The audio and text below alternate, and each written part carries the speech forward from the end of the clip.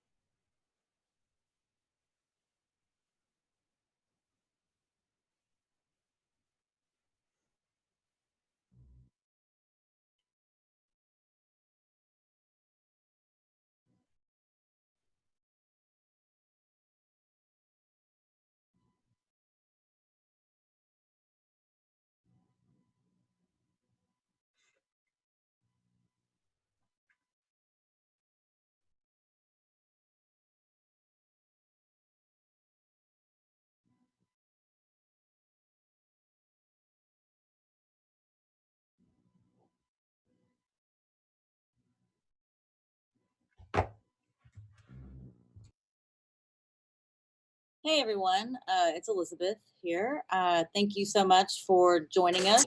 Looks like we have a really good turnout, so this is great. We'll give it a few more seconds, but I wanted to again just thank you all for being willing to listen to everyone here and hopefully find a good resolution. So for this purpose, I want Matt Starkers to moderate. I feel like he's a good he's just the right person to help moderate between the two, and I think that way it keeps it pretty even ground. So with that, I'm going to turn it over to Matt.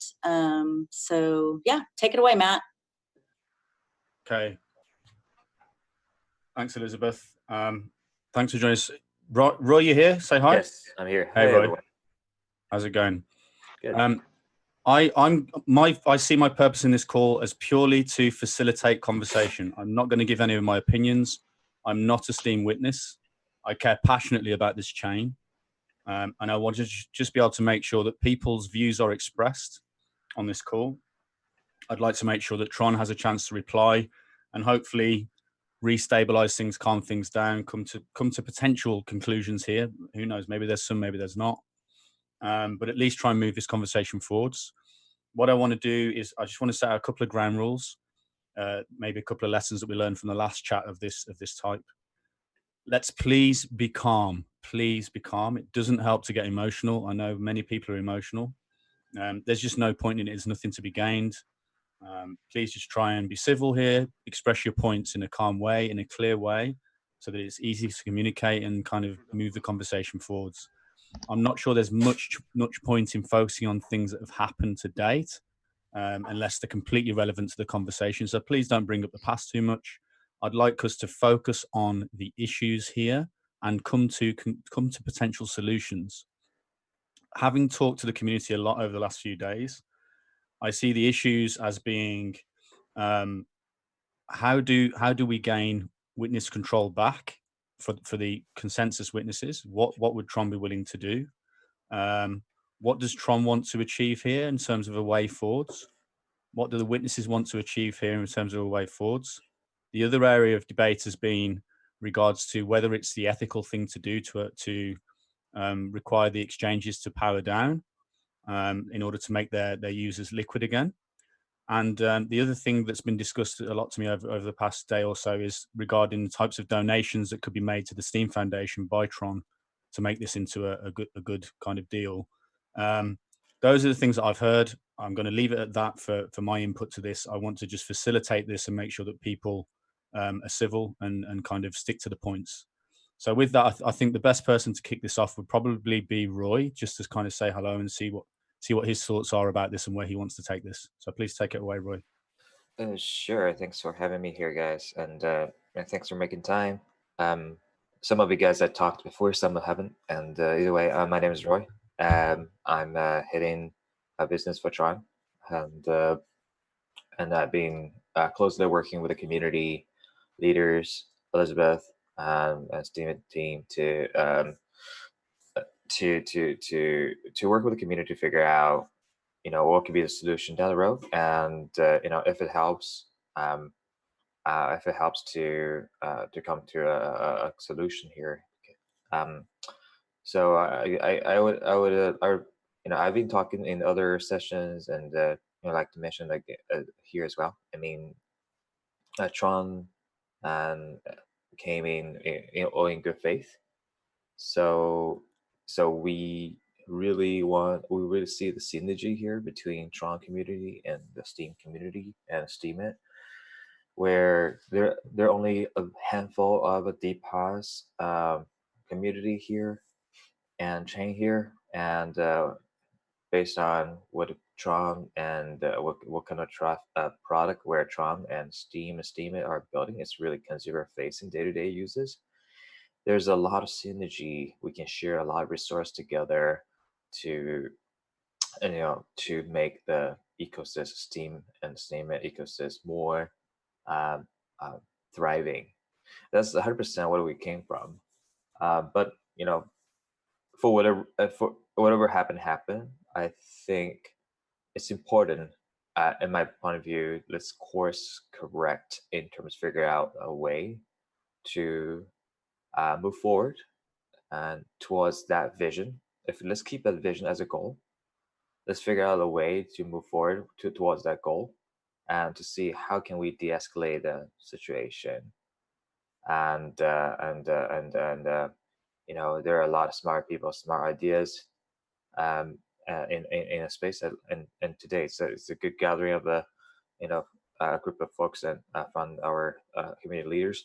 So I'd like to hear your inputs, take notes, and I will go from there. Okay, thanks, Roy. Thanks very much.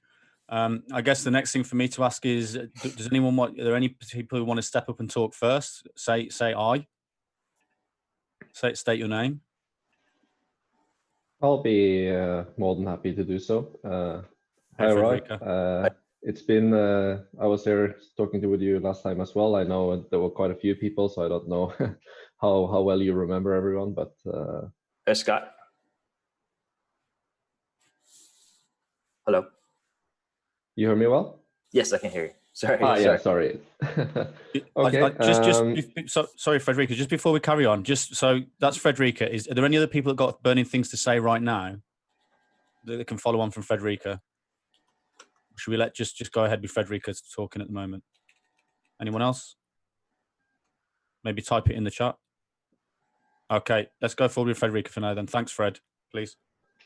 Yeah, no, I think it was nice to see you earlier in the town hall.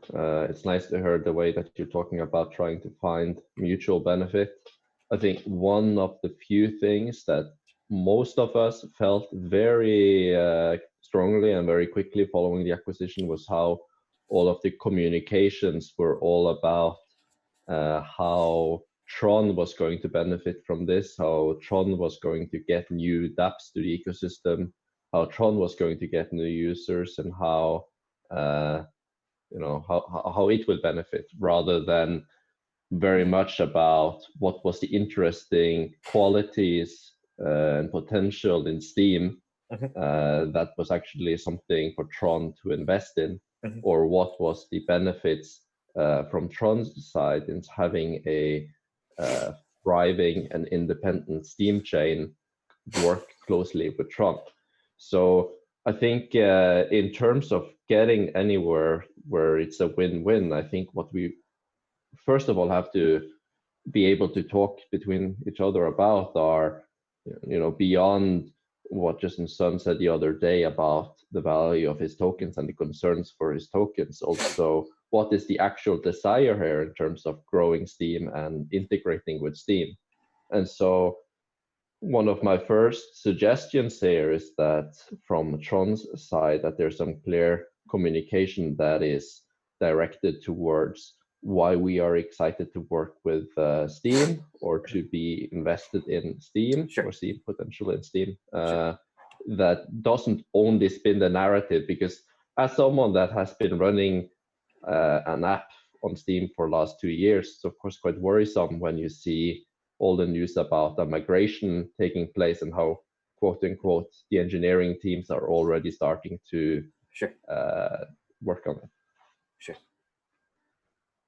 Sure. Happy to give some comments on that. So, the reason we started this conversation is because we do see Steem. Steem community is a very consumer vertical, consumer dynamic community. We told the world that we do know that it's dynamic, but but I apologize, we didn't do much kind of a background study to understand history of the community. It's our so it's the last couple of days is a good learning, good talk with a lot of community folks. But from that from that point, we see, it's a very dynamic community, a lot of consumer, and it's very social focused in terms of products. We really see we have a lot of synergy between Tron's and the Steam community, because for any social layer, for any social how to say focused use cases, I think that's what Steem started, or Steem is started with. There's several key factors to make it grow. One of that is users. I do see a lot of synergy here, because since we started in Tron, we put a lot of emphasis on getting the users and distribution, because just in Tron's vision is to build, to bring blockchain to the masses, right? As you can see, we have a lot of marketing and PR power, but reality is we really focus on to bring the masses through, these consumer-facing use cases, which is gaming, social, and entertainment. And we put a lot of resources behind. As you can see, you may have learned that within Tron's portfolio or partnerships, we have, we acquired BitTorrent, which brings about 25 million daily active users to our ecosystem. We partner with Opera, which brings 75 million daily active users. We also partner with Samsung, and we're the only 3 blockchains ever working on Samsung right now. So and with a hardware level integrated into all the existing new Samsung devices since S10. So so we put a lot of resources behind to make sure we have the access for mass adoption for the blockchain. Meanwhile, we've been building aggressively on all our use cases, namely these different DApp games, and then we've been talking to various developers, including developers on Steam as well, to see to see how we can support these dApps. And we've been working like these guys like DLive or other folks try to bring their social entertainment relevant use cases onto blockchain as well. And when it comes to Steem and Steem community, we do see that there's a lot of synergy here. So if we think like if there's a chance we can share these resources to Steem and Steem community, how great would it be? Like when we started the conversation, probably a year and a half ago, with Steem Inc. Last time I checked Alexa ranking, Steem Inc. was around 6,000 or even 5,000 something. I don't remember, but something really high. Just to give an example, the rank as the time is as high or even higher than CoinDesk. And the Steem and the Steemit has been super well known and respected in the industry. We have all good faith to work not only from the resources but as well as from talent perspective. But down the road, I don't have to dig into the details, but a lot of things happened. and we see, okay, the value prop is still there, and Tron don't necessarily have its own social platform yet, even though we have a lot of followers on our community across existing traditional internet social platform. We just don't necessarily have a decentralized platform to partner with. So that's how we start the conversation with the Steem Inc. That's where we're coming from. So in terms of the value on the table, aside from the marketing, aside from the distribution, I was saying that to bring the 600 million daily active users in front of, and bring these resources in front of existing Steem users as well as Steem-based apps or businesses, we are also willing to help in terms of other level of marketing like a PR. Like just to give you a simple example, some of, I mean, Justin is super influential in this industry. I mean, that's a super cool thing, right? People have a different perspective of that, but whatever Justin says has a big impact over the blockchain or crypto industry.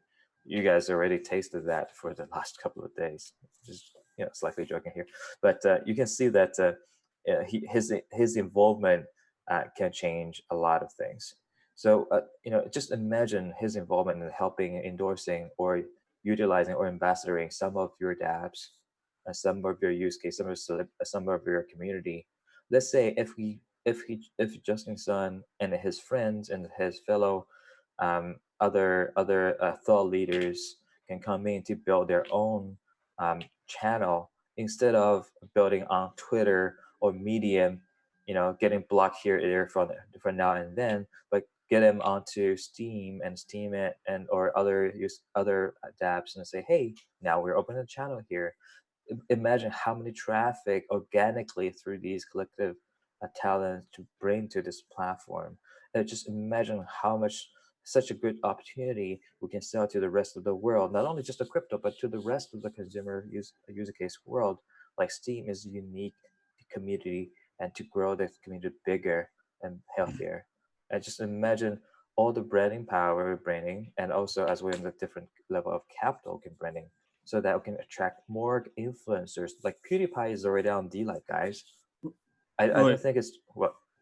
Roy, could I just to interrupt? I'm just getting some feedback from the community that I think they fully appreciate all the things that Tron can bring. I think you mentioned a few of them there, and it makes a lot of sense. There's a lot of potential that Tron can bring. That's appreciated by the community. It's understood. In terms of kind of winning the hearts and minds of these witnesses, right? I'd like to kind of bring the call a little bit around and try to understand what is your view on how they can, how the Steem community can get their witness back, how they can get control of the witness back. What would you like to see happen, and what proposals have you got from that? Sure. For the government's perspective, I think that Justin mentioned the other day, and I totally agree with what he said. Like, Tron has no interest in the middle of the governance. Like, this community being dynamic, from the very beginning, and being super energetic. I think that we should, and as a decentralized community, we definitely think the governance should be given back to the community 100%, without doubt. Whatever happened, but it's our intention to withdraw, and we don't intend to stay governance whatsoever, if anything. And we're at a stage like the reason we're having this call. I think that we already have a lot of separate conversations with several leaders, but we're in a stage that we're willing to figure out a way that we can gradually withdraw our witnesses. We have zero intent to stay in like this situation. And for very practical reasons, is like we do have a lot of other things to attend to, and we have very limited resources. And we've been onto this for like sleeplessly for 2 weeks, and I think a lot of folks here is the same. So I guess everybody deserves a good holiday, or just a switch of gear. Yeah, we just need to figure out a executable solution for us to withdraw or retreat the witnesses, and there's no intent for us to keep them there whatsoever. The only thing we would ever ask though would be like, figure out a way collectively to see how can we help these exchange accounts to power down as well. The key thing, like I think Matt explained earlier, but these guys, for whatever reason, they got involved, right? Let's get them out of here, right? I understand there's a lot of opinion to that. Look, I don't think it's to their. I think everybody started off a wrong foot for historical reasons. Um, and I think it's a good channel like we have here to build a kind of transparency and trust. To figure out what do you need, what I need, what he needs, what she needs, and put it together and find an Okay, actionable so you're willing items. to find out some way to return the witnesses back to the top 20 100%. in conjunction with some way of helping the exchanges to power down quicker. 100%. There's someone that wants to come in and talk here. There's a few other questions coming in, so I'll get to those in a minute. But let's bring Crypto Drive in. Sorry, I need to just come back to this topic here first, because first of all, Roy, I think much of what you're saying here in terms of potential synergies and also in ways of mutually benefiting each other is very nice. It's just that we want to see, or every one of us in the community itself want to see that manifested in concrete actions that are in the form of you guys communicating about that potential in Steem and why you invested in Steem because you believe in those things. That does not entail fears of a merger or Steem being moved to Tron. And when I say that, it's not just in terms of communication, it's also in terms of governance, where it's nice to hear those things, but Sure. the community needs to ultimately be able to navigate its own space. And so a lot of what I've been hearing, even if it sounds good, it should ultimately be the token holders in Steem and the community that decides if that's the route it wants to go. So I still don't think there is very much room for that type of inputs from our side in terms of how we're going to make that happen, unless those current witness votes are undone. Sure. I think this. To quickly, as a short answer to your question is like, definitely we need to have more like these open sessions like this. The fact that Tron's is into this, I mean, we could have backed it away 100%, right? The fact is, the size of deal is the size of deal is relatively small compared to the effort we are putting into this right now. Just so you know, from the business standpoint point of view, and that reflects the fact that we really want to have a mutually beneficial solution and hold hands and go forward. And if we can find a way to hold hands and go forward, that'd be historical. That would be in the history where the two DPoS chains can work together and ever happen, and we can turn our targeting to to whatever. But I mean, I agree with 100% with you. Like the fact that this last 2 weeks is a nightmare.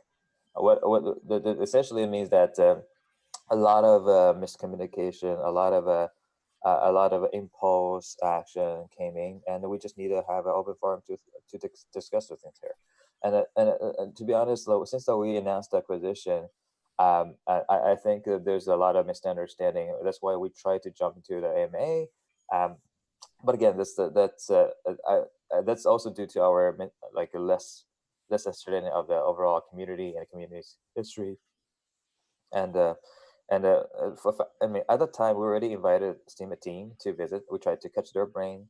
And again, like I think the key lesson here we learned big time is to not only talk to Steem team, but also having like a significant amount of time to sit here with the community leaders to figure out what can be actionable.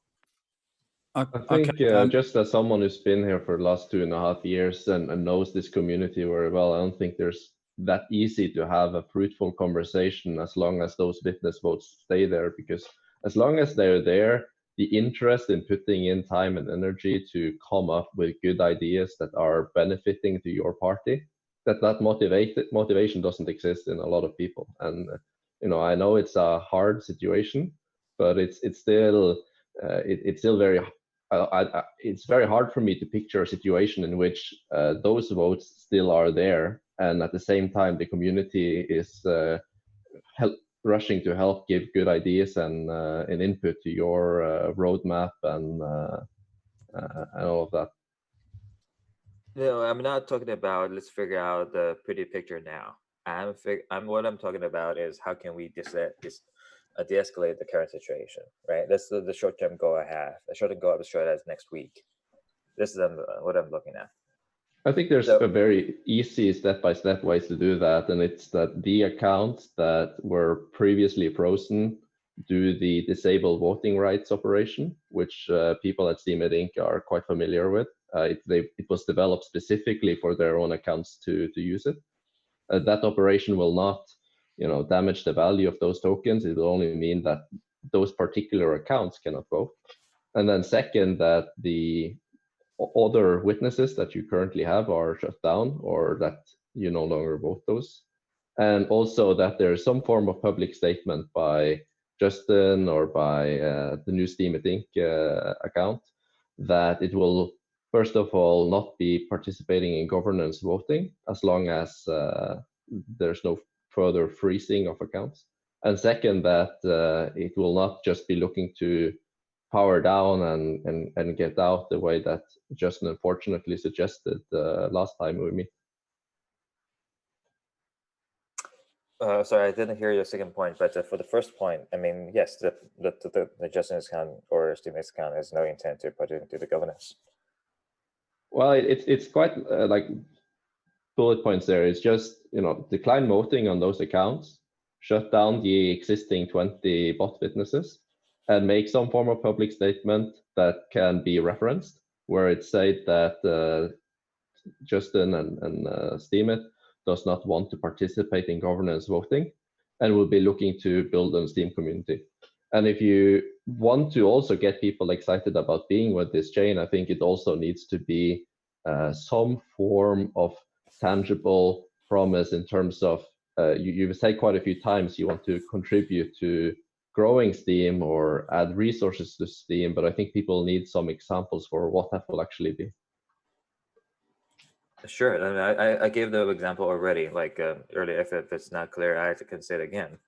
Like, think about, Fendrick, I don't know what kind of business you run or apps you do, but for the bare minimum, we can open up all our traffic resources and feature your apps. That's 100%, right? Just to give you an example on that. Again, this is for us is we're considered if we're Apple, if we're Apple App Store. We're open to work, to grow together now, together with the Facebook. The Facebook has its own ecosystem, great, but it can help Facebook to grow as well. So hopefully it makes sense. Roy, I want to bring Crypto Driving because he has asked to speak, but I just want you to answer this question first because it's getting a lot of heat. The exchanges, they are still powered up.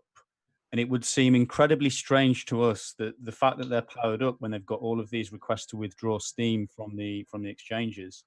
Can you give us some light as to why they're not powering down to provide the liquidity, and whether they're planning to vote, and that's the reason that they are keeping their accounts powered up? Sure, I think to de-escalate, it's always going to be two-way street, meaning that it's got to be two. You got to be, everybody involved to express as intent to de-escalate, not the one-sided action. So we are happy to talk. We're happy to act. So my suggestion, if anything, could be something, actionable item for us to, or for everyone to remove certain intended action. I mean, I think the reality is the behavior of whichever accounts getting voted in, or I think the mechanics behind it is the same. Call it a puppet or something. The mechanics, everybody is the same. You got a relay, you got a proxy. But the key thing here is we have no intention. Now, we have no intention to stay in, but you need to give us a way out safely. right?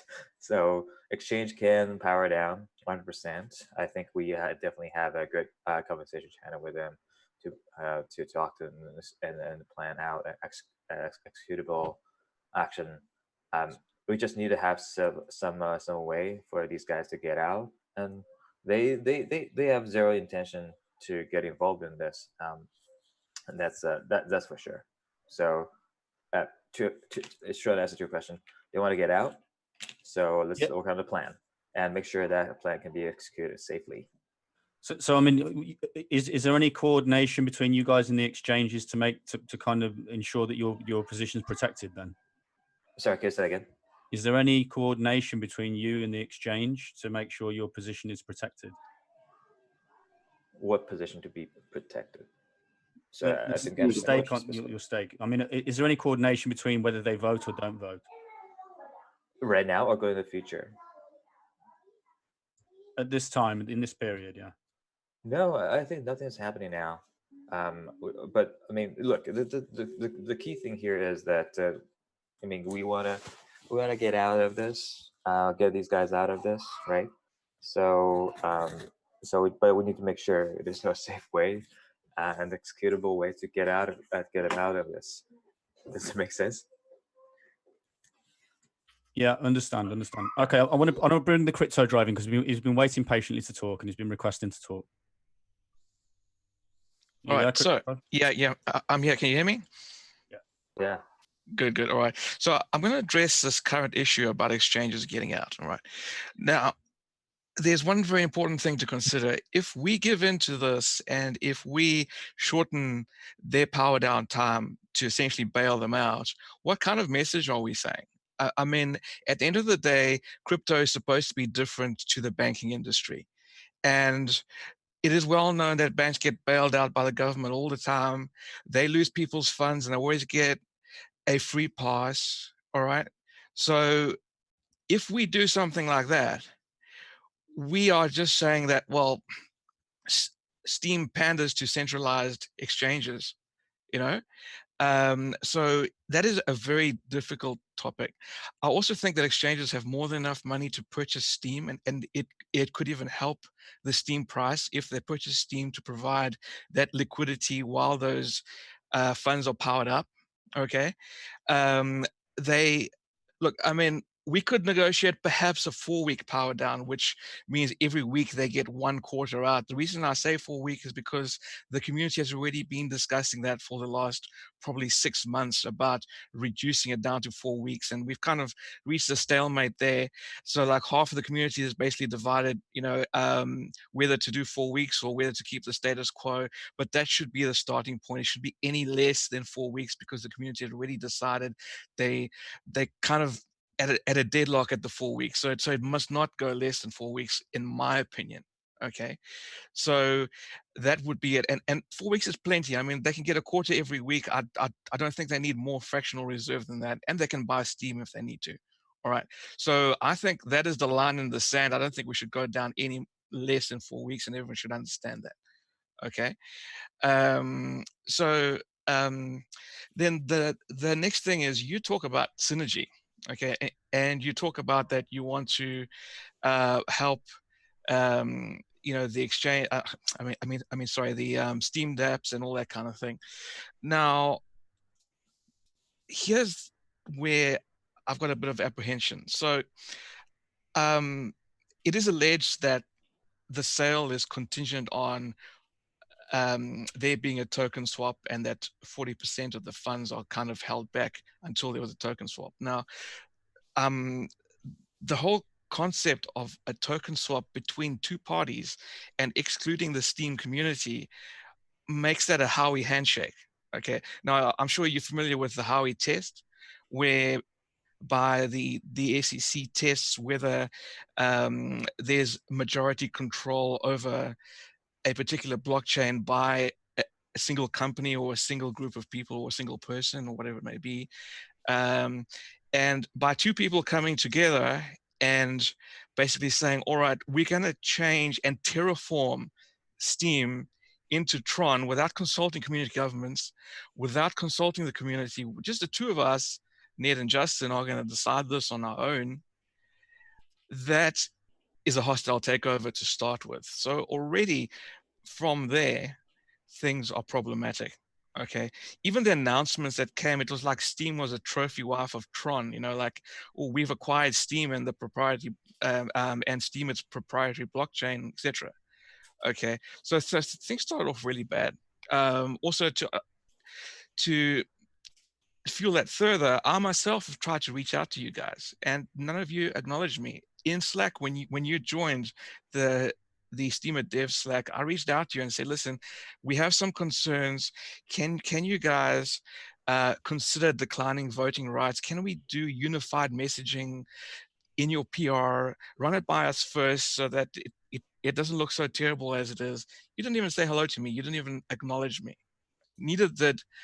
For instance, Justin, I sent him 2 DMs on Twitter asking him to please think about his communication, you know, and I introduced myself as a DApp owner and my own DApp as well. He didn't even take interest in it. So if he doesn't take interest in me and my DApp, which is dlease.io, which is basically similar to a Crypto Drive, so, can I yeah? just, sorry to interrupt. If we could try not to focus too much on the past, and please try to focus on the solutions that can currently be done, because time's short and we just need to make sure that we get these questions asked. Yeah, sure. So basically, what I'm trying to get at with that, okay, is that there has been no real sort of substance to what you're saying. You say you want synergy, but your actions have not really shown that. So how can we feel comfortable that you do really want that, and it's not just that now that your funds are locked up, you're coming to the party and actually having discussions? Sure. Quickly to the last point that you know, Justin and myself, we don't have a lot of time spent on the Slack. And to be frank, we have several workspace on Slack, and you know, we're just jumping between each other. We might just chime in, but we just don't keep an eye close to that.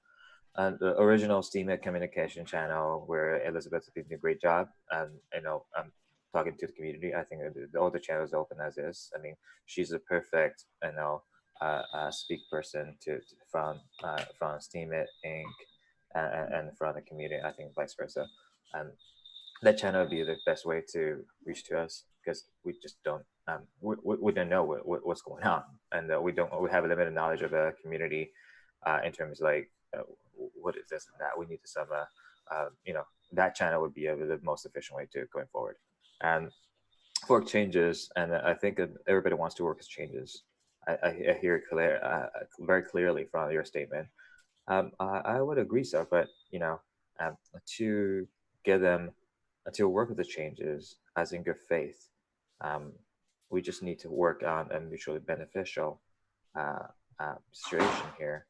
So so we need to respect what they're looking for, and of course, community's opinion is super important. But the key thing here is a longer term, right? Let's figure out how we can work, if we want to work with exchanges and leverage the relationship over there, and to pump or to help the value of a Steem token itself. There are certain ways to get it done, and we can certainly work on that. We just need to. I'm not sure what's the previous dynamic between exchange conversations. To my knowledge, I don't see much, and I'd like to help on that for Steem and the exchanges. But you know, we just need to be patient and take a deep breath, and I can walk you through how it can be done. Okay. But you know, yeah, Matt, you were saying. Yeah, you nearly finished on this point. Sure. I mean, I'm happy. What I'm saying is, we're happy to. You know, the short answer is, I think we stated what we want to do in our open letter. I think you know, a lot of details there. Like, we like to help in liquidation, so we like to work with the community to achieve that. And but it's better that the goal needs to be actionable, right? We just need to come down to a mutually comfortable area to make it done. It's a lot of history in there, but to move forward, we might need to have a different agile way to achieve that, rather than, follow exact the same way as before. So that's my saying. Okay, I just want to come back. I want to try and make this a bit more punchy because there's a lot of talking and not very many tangible things being talked about. The community is wanting to know the exchange power downs. Please, can you reassure that there will be no voting from exchanges, or that you will try to reach out to exchanges to ensure there's no voting from them? Yeah, we try to get their asset power down and get them out of here. And I cannot speak for exchanges; they'll never vote. But to my knowledge, there is no interest for them to vote whatsoever. And this is whatever happened. I wouldn't call it whatever happened is normal. And by no means we add our whatever in an ordinary time rule to that. I mean, let's get them out. The key thing here is that in the interim solution, get people out, and we get everything back to what it was before. I think that was the key idea here, right? So Okay. I see the community is being asking like, hey, what's the moving forward? I think the key thing moving forward is, get exchanges out. If we can resume the status of the blockchain back to whatever happened before. I mean, right? you have to realize, Roy, that exchanges not powering down is incredibly sensitive here, and the community is incredibly stressed about it. I understand, but you see, the whole thing is like, if there's two countries or two people having an argument, or the husband and wife, as a husband and wife, they're having the fight. The best way to do that is, all right, let's get a cup of tea. Why don't you do this while the other party does that? There's a lot of, yes, everybody's emotional right now. I totally understand this humanity. So we just need to put an actionable item, so for everyone to step back one step at a time, right? So it's I not think like, we can get to that quite easily, to be honest, because from our side, and I'll speak, I think not just for myself, but quite a lot of people there. What we just want is to see the accounts that we froze because we saw that, or we knew that from the past they were not supposed to be voting, that they decline voting rights, that the current 20 witnesses are disabled, and that there is an announcement or public statement that you do not want to vote in governance voting. And so that those are quite actionable items. And then I think the only question for me to you then is, what would you need from our side to be able to perform those three things as soon as possible? Because the sooner we get there, the sooner we can talk together about how we prevent the chaos that have been from happening again. I mean, the other thing here is that the exchanges are kind of the victims of this at the moment, this situation. I don't think they were kind of pulled into this, and they probably don't want to be in it. And so we need to come up with an action plan. And Roy, it'd be really great if you can suggest some concrete actions so that we can get out of this situation. From your may I say something here? Because this is going in circles for the last 40 minutes. The solution is very simple. One, you remove those witness votes. Two, you tell the exchanges that they can power down right now. It takes 13 weeks. What that means is, after the first week, they get 1/13 of their stake in liquid. Right now, when they power now, in 7 days, they will have liquid. And the power down is already a safe process. And the reason why it takes 13 weeks, it's for security reasons. In case an account gets hacked, the hacker can't power down, let's say, in 3 days and be gone with your money. There's a reason for these parameters embedded in our blockchain. And that's the solution. That's what we want. So what are your thoughts on that? Can you do that? My thoughts are, speed up the power down time, let the exchange out. Need to have a secure way to guarantee the exchange and the relevant accounts are out before any action happens. So this is it will be out. It's a secure and safe process, the power down. It just takes 13 weeks. I don't see why they're rushing to get their money back. It's their screw up anyways. Well, it's not up to us to implement a hard fork just to satisfy the exchanges. Ooh. I mean, we have the exchanges that messed up. You have other exchanges that are banking on that and taking advantage while these exchanges are losing customers because of what they did, because they stepped into something that doesn't concern them. They stepped into governance that doesn't concern them. So Sure. they'll have to live with it. I'm sorry, but that's their problem. So what do you need to live with, right? It's a mutual conversation, meaning if they have to live with this, then what do you have to live with? I think it's a mutually beneficial or mutually stepping back or mutually moving forward. It's all mutual. So you can, I understand you say, hey, exchange follow the rule. It is what it is now. We are not talking about what happened. We're talking about moving forward. How can we, get them out faster so that you can get your want faster? I'm not sure if you want to stick in the current situation, right? But if you are not interest to stick in the current situation, like what I am, then let's figure out a Getting way them to now. faster is not, trust me, it's not a secure thing. Faster is not secure. Their funds are already secure on the blockchain. I mean, if somebody hacks Binance right now, it'll take them 13 weeks to get all their money out. Isn't that a safety feature? And you want to do it in 3 days? The reason, my understanding, I'm not speaking for the platform economy here. I'd like some smarter people than me to talk about economy here. The way I understand it is, look, hey, there was some rewards involved for whoever powered up, and there's a voting related reason for people to power down previously for 13 weeks. But the reality of that, for these particular accounts involved, there's no interest for them to vote. So they need to get out of here as soon as possible.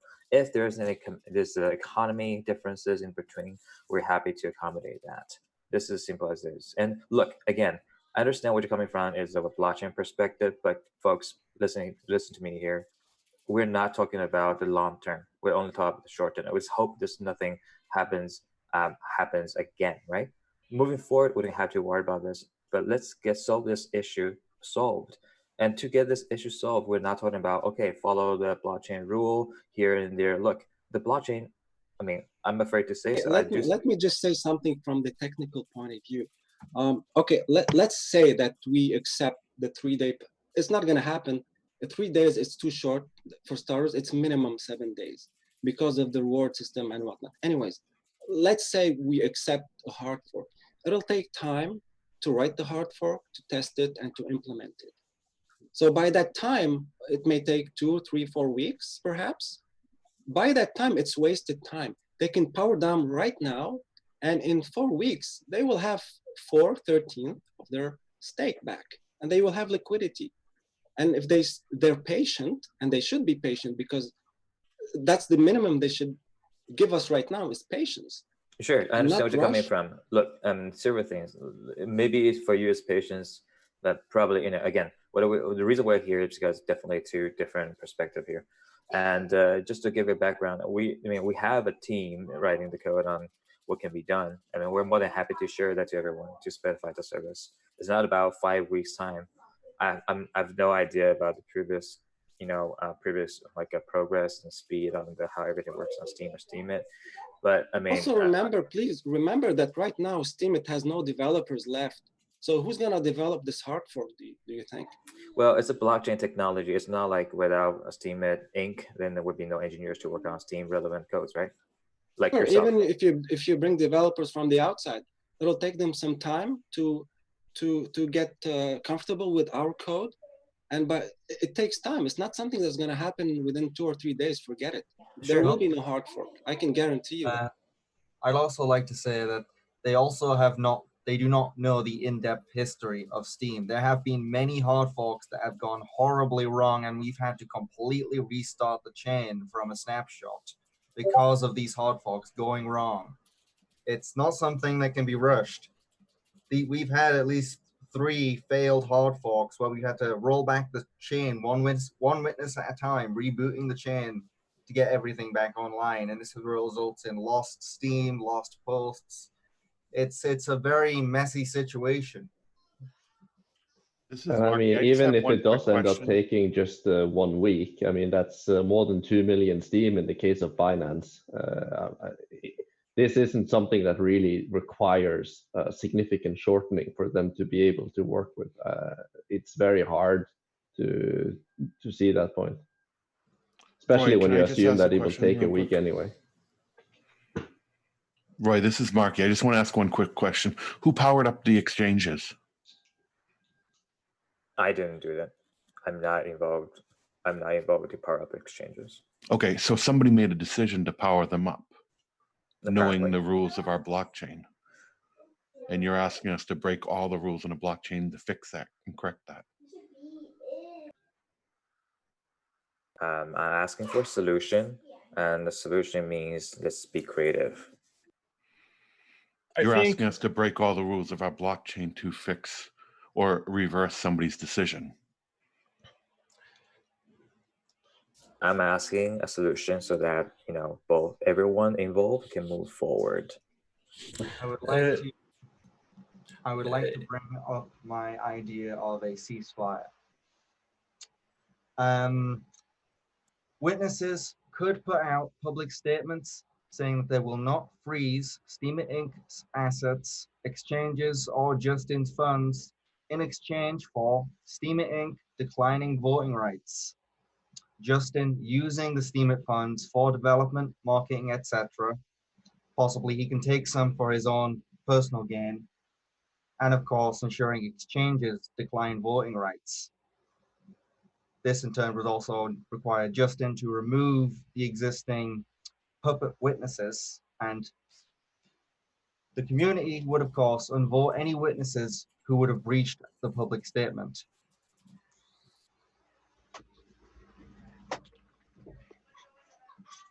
This will allow Justin to access his funds while not participating in governance.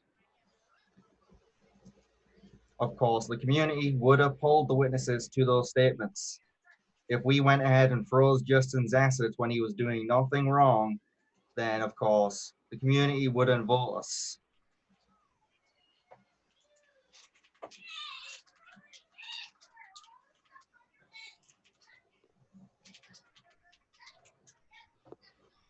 There's a few. I just want to be really punchy here. That there's a few things that I'm getting questions from. That they want the witnesses want to understand if you do a donation to the Steem SPS or to the Steem Foundation. They want to understand how you'll return to consensus, what your take is on a veto, and whether you'll decline voting rights, and how you put the witnesses back in place. Those are kind of the 5 points that I'm getting from the witnesses in the chat here. Would you be able to maybe we could just focus on the donation? Is there any thoughts from Tron to put a donation into the SPS or into the Steem Foundation? I'm not aware of what the SPS is, to be honest. I still learn today. I wish I had more time to learn about the ecosystem rather than solving whatever I'm having right now. I mean, let's just to explain the SPS. Forget the SPS. Is there any way that Steem Inc. would be willing to donate part of its stake to the community as a direct donation? Is essentially what the question. Sure, we're happy to do that. I don't know what kind of donation it was of traditional worker like, but I think for me, I like to hear from the community what the first and foremost items they like to get from us so that we can help get the goals done. I think that's more practical. Okay, I think there are many here who really wants to have that conversation with you. We just need to de-escalate the situation, which is, I mean, I just gave you 3 points of things that would need to happen, and I think the question back to you was, what would be sufficient from your side, aside from the exchanges, which I don't think we'll agree on today? What would be the things from your side that would make you, one, decline voting rights on those accounts, and two, disable those witnesses that are currently in the top 20? Yeah, I get, guys. I mean, we're running close to the end of this an hour session. So, but I hear the situation is I hear a lot of ideas about request, but it's not united. I'd like to see the collective ideas together. Maybe Matt could be the mediation to collect all the details, the collected questions and requests. Put in there. I don't want to come to a situation. I'm answering someone's request, and someone else coming. So I don't care, right? It's just not productive. I like to have a collective interest in the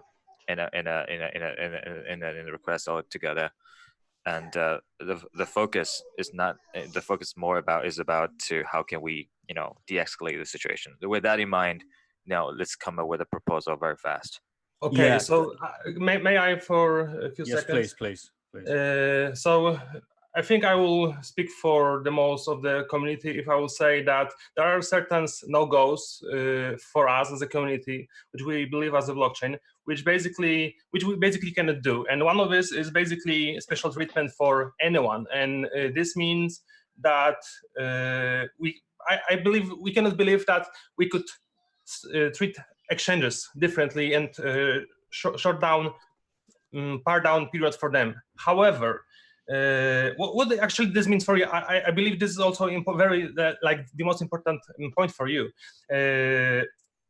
Has a luck that we actually spoke even before Tron, shortening par down period to 4 weeks, and I believe that basically what we cannot do, we cannot bend down as a decentralized community to some third-party requests because of any reason. Why is that? Because then no one will believe in Steem as a blockchain.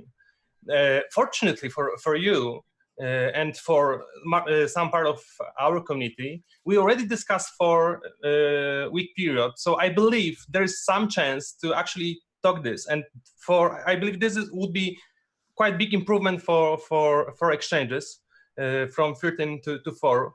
That is for start. Another point which I would like to address is that the whole reason why the escalation happened is because of fear, right? You spend quite a lot of time to actually explain what Tron can give us, what we can do together. The problem is that most of the Steem community started do certain actions because we were afraid that something will be taken from us. We have promised that there will be some funds granted for development, and the only purpose was to actually secure them. Focus on solutions, please. Solutions, please. As most people said, also the one thing to Roy, when community asks for certain things like secured funds for development, what we really want to, we have some written down into blockchain rules, like transferring funds to SPS or declining voting rights. And someone needs to make a first move. You said that you don't want to be like including in the governance, so you can make first move, say, okay, we don't do that, and then we could do something from our side, start to talk about with the community about I think we're getting a little off track here. I think the important thing is we need to realize what the next steps are. And I'm a little bit concerned on who pulled the trigger to power up exchanges. Did they get hacked and do this without permission? Because you don't know who did it. And they're looking to expedite getting out of that. So I'm concerned that they might have some security issues going on. That I don't think his concern is necessary. I don't know them specifically who did it. Doesn't mean no. Okay, well, they have the tools they need to power down. They're in the blockchain. They just need to execute the command. It's a mutual power down. To be frank, it's a very easy question here, right? If you want to power down, you want to assure them the secure way out. So this is well, they have a secure way out. If you need help doing that, what? Anybody in this room can help you learn how to do a power down. So look, we're looking for a collusion here, right? It's not about how. Let's try not to be sarcasm and something. Let's calmly. I'm not. We can help you do the power down on the account. It's a function that's there for everyone to use. It's not about. You're asking us to break the blockchain to speed it up. I'm asking to save the blockchain because right now, given the current situation, I don't see the blockchain is working in any sense. How's that? Talk about blockchain, how that works. I mean, you know that more than I do. And look, if you're talking about having so many witnesses voting here and there, proxy for voting there, I don't see it's working. I see I see the community. It's been working for 4 years. What specifically is not working? Especially not working is because right now, been working there for years and get it to a situation today. What I've done is done, and I'll try to. What situation today? The fact that the exchange is powered up on their behalf? The fact is, right now we're having this conversation to figure out how can we move forward. It's not about who You can plays move by forward who's. by powering down. I mean, Sure, let's it's find there. out. We can do that. We can do the power down. Okay, and this is definitely. We'll see. Look, Mark, right? So Marky. Okay, Marky. We have the same goal here. We want to power down. We want to power down fast. Help us. Well, that doesn't work because that's not how the blockchain works. Maybe we can find a way to make it work. That's not how it works, though. Maybe you have there's the a way tools to power make it down. I mean, just saying. Let's hear me out here. I mean, you present your experience and knowledge. And I'm pretty sure you have a knowledge about the Tron, about the Steem chain. But there'll be other opinions in here. Maybe there's a way to make it power down faster. The problem so is that the fact that you guys have put exchange customers' funds at risk by locking it without their permission. That's not what I'm saying. Then you're asking us to reverse no. That's that not what I'm saying. transaction. That's not what I'm saying. What I'm saying here, like, what's your goal is here, right, Marky? It sounds like you have a very clear mind here.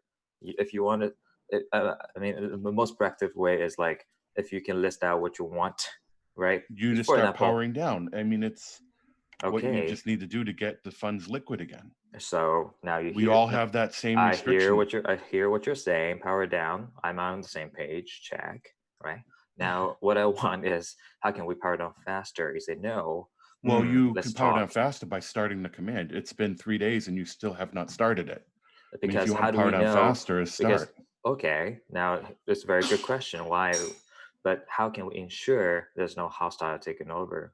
I mean, Roy, Roy, if you could please check the chat. I have reposted my ceasefire agreement. You might have to scroll up a little bit, but I think that my ceasefire agreement may be the best way to ensure this. In exchange for the witnesses agreeing not to screwing up Justin's funds. When it's put out purpose statement that they would, is that what you're talking about? Yes.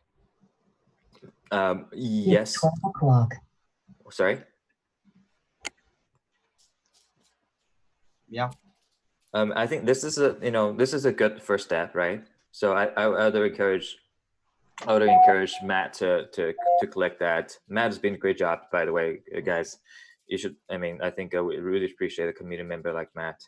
Sleepless nights and other folks. I like to work with all. This is exactly I'm looking for. These are practical, actionable items. Again, whether it's all actionable, we need to coordinate everybody's idea to that. But these are like tangible items that we can just discuss over.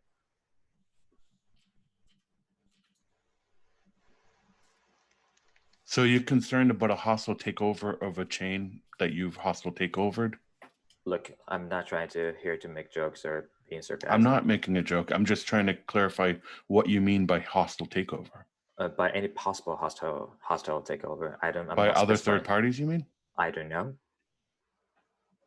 So you're just concerned that the security of the blockchain is at risk, that someone might come along and hostile take over it? Well, correct, because while you're sitting on it and locking the positions? Likewise here. I think, like I said, on the main. We were here before you were.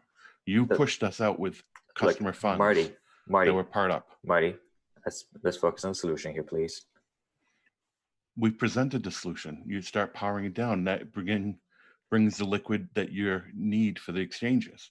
But I am still concerned that no one knows who powered up those exchanges. And you're concerned of breaking the blockchain to fix that. No, that's not what I'm saying. I said it very clearly. This blockchain right now, it's not about how the blockchain works. Let's try to figure out the fastest solution. Let's get it back to normal. You haven't even started, so how can you have the fastest solution is just start. Look, to get it started is for everybody involved in this conversation to have a agreement. It's not like one side I started and then when do you start? What do you start? What do you do? It's about correlated. It is not our problem actions. that you powered up other customers' funds to hostilely take over the blockchain. That is not our problem.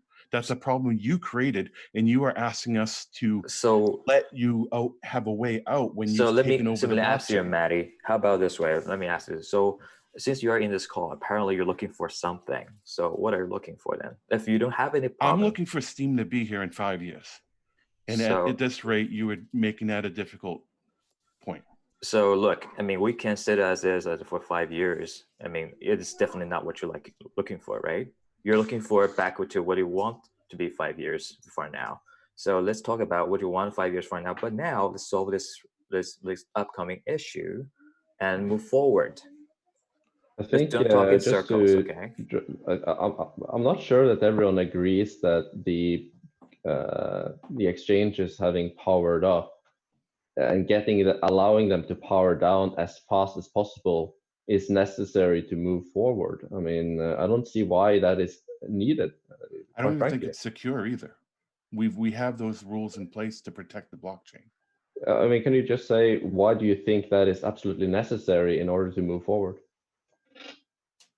I'd like to actually hear from the exchanges themselves. Because we're negotiating with you, Roy and Justin.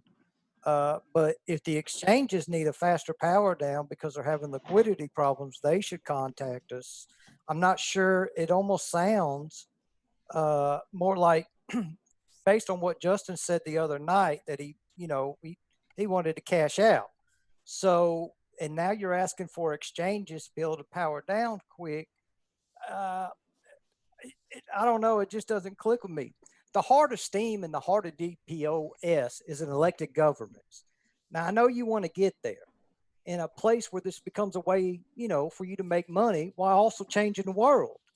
But the small step of giving the community back their say is just one that has to be taken to get anyone moving forward. And that's what we're here to protect, first and foremost. Giving the say is not an issue whatsoever, right? I mean, arguably, we don't want to say at all, but let's get out. But you did put yourself in a position to have a say, and you're asking us to reverse that for you on your behalf. You're asking us to give you the taking over our blockchain and then giving you a way out as well. What are you giving us? You've just basically taken over our blockchain using customer funds that you've powered up without their permission. I know the funds that I have on Binance. Again, I cannot speak for it. I'm not speaking for exchanges, so don't put out. Okay, then why are you asking us to power them down if you're not speaking for exchanges? Bring them in this room if they need to power down faster. Guys, can I just? It sounds like you're asking for the exchanges, but then you're really not asking for the exchanges when you need to account for who did this. Marky, can I just say, I think this is clear. Yeah, the point's been made. What I think needs to happen here is that Tron want to have a way out of the exchanges, and we want the witnesses restored. I think what I think people don't want to see is a further escalation of this. But they said themselves that they're not here for exchanges. So because the thing is, we're not coming to any compromises here, right? It's like a deadlock. So the only way we have solutions here is if we understand that there's potentially further ramifications to not allowing the exchanges to power down. Well, no, they can power down, but not allowing them to power down quickly as they've requested, which like you say is against the blockchain's rules. But in order for us to get back into the witness spots, there is an opportunity here potentially to help them. I don't know whether or not that's what we want to do as witnesses, but it's certainly something that we should explore in this call, the possibilities of what can be done there. If I may interfere here, Mak Farhat here, founder of Actifit and The Witness. What I would like to get from you, Roy, is it's in the best or one of the urgent requirements you would like to have implemented is a much faster power down. And I think Ricardo, the Crypto Drive, mentioned we had discussions for a long time before on the blockchain about reducing the power down time to potentially 4 weeks. I think many of the witnesses would be willing to go down that route, but we would like to really hear or see some concrete action from Tron's side to tell us that we are serious, we are trustworthy to our word, and we would like to move forward with the growth of Steem with actions. So what actions are you willing to take if we get a commitment from the witnesses to move ahead with a hard fork to reduce the power down time to, let's say, 4 weeks. I mean, I'm just stating the number that we had chatted and potentially had Sure. somewhat of an agreement upon. Sure. Thank you for making a good gesture. I think that's the right direction I like to have drive the conversation towards. And then for us, what is important is to get the power down time short. Whether it's 4 weeks or other like variables, we can discuss about that. But to do that, we're willing to remove or release the witnesses that currently are there. But Steem's team needs to be the one deploying, compiling the code and deploying, because that's the level of that's how much we're willing to do that. Can I just come in? I think we probably need to wrap it up here. What I would suggest is I just want to ask Roy real quick, like literally give one word answers, yes or no's, if you are to these following questions, just to kind of summarize where, because I know a lot of the witnesses are focused on these items. Donation to the Steem community, possible? Possible. Return to consensus. Are you looking to go to that route, to return the original witnesses to consensus? Oh yeah, totally. Are you happy to decline voting rights on exchanges and potentially the Steem Inc. account? Not my call. Okay. And then just to briefly explain, just summarize very quickly, what type of compromise are you looking for in order to help the exchanges? What do you want from the witnesses to compromise? We want, I think right now witnesses are concerned about exchanges participation. And, we want exchanges out of this conversation here as well. That we're very much in line. Now, what do we want on top of that is let's get exchange out fast. The definition of fast is what we're debating right here. So let's figure out the action item on how fast we can do this. Okay. I'm sorry, I don't understand why we need to get them out fast. Haven't they said public they don't want to continue voting or publicly apologized for it? I mean, why aren't they just independently saying we won't be voting anymore and powering down? I mean, you can't speak for them, I know, but why do you need to push for a shorter power down for them? I don't understand that part. Sure. So I think a lot of issue comes from exchange involved in the voting process, dedicating their tickets to the witnesses and stuff. And this is a fair thing that everybody's talking about. I think that goes both ways. They need to know they can secure their account. They don't know whether it would be hostile. I'm not sure, not pointing fingers or whatsoever, but they need to know their accounts are secured and they can get out fast.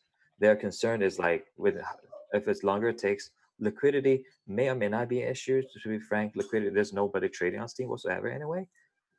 It's more about, how fast can they get out so that's fast and safe for their accounts. If anything, that's the key thing they care about. And the second point is that the more they tag along in the overall process, they don't need to be involved in the first place, but they should have never got involved in the first place. Okay, but I think we know what we need to discuss, and we should probably wrap this up and talk about it. Yeah, I have one more thing. I believe that currently both sides may think that we are in the deadlock because both sides expect that other side will do first step. And we even say that when we said that. Let me clarify. I'm not saying that we are expecting each other to make the first step. I think we're just want to make sure that we understand that, for example, because earlier said that it would be great if you started with declining votes, but we could actually implement one hard fork to which we would all agree, which would at the same time, for example, decrease voting, decline your voting rights, and at the same time decrease. Noisy, I think we've covered this. We know the next steps. They need to start the power down. So just wanted to make sure that right now quickly. That we can implement two things and deploy them at the same time, so no one would it need to be at the same time, right? It's just wanted to make sure that. Guys, I think we need to put it here. We've talked about these things already.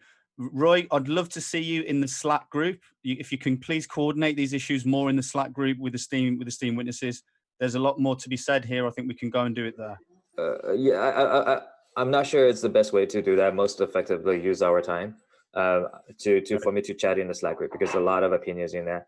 No, I don't mean to chat. I mean, I think that there's to get this moving forwards next. We can communicate with you in the Slack group at some point. We can organise more meetings with you in the Slack group. Maybe there's some directions you want to send out. Yeah, I think we're getting somewhere. Here. Honestly, guys, I have a good feeling that we're getting somewhere. I think Noisy made it very clear that we execute at the same time, and that's what I'm getting at.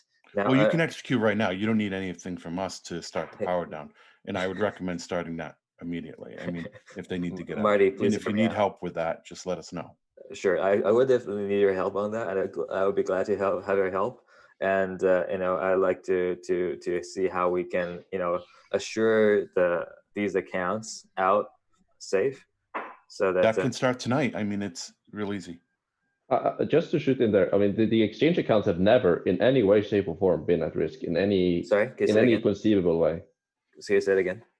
The exchange accounts have at no points been at risk. And also, if they were to start powering down, then even a soft fork wouldn't actually do anything. Not that anyone has even thought of doing a soft fork on the exchanges. Sure, but help me understand here, right? You guys are experts here. So if they start powering down, right? Can it be a hard fork happening, and then take it over? I can promise you, nobody will ever touch anybody's account, especially the exchanges.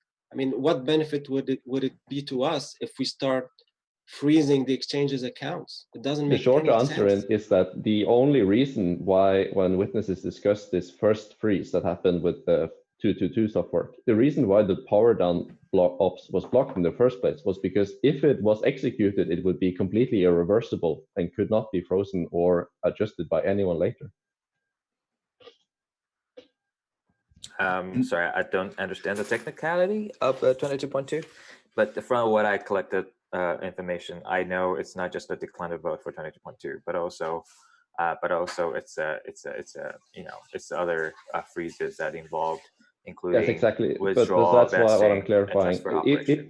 The reason why the 222 included blocking the power down operation was because if that action is done, if the exchanges today were to execute the power down option, the witnesses, no matter what they wanted to do, could not stop that. It would be an irreversible action.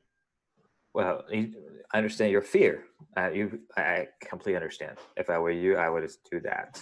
With enough information, though, you understand Tron would not do that. But regardless, it's already passed. The issue, call it out here, right?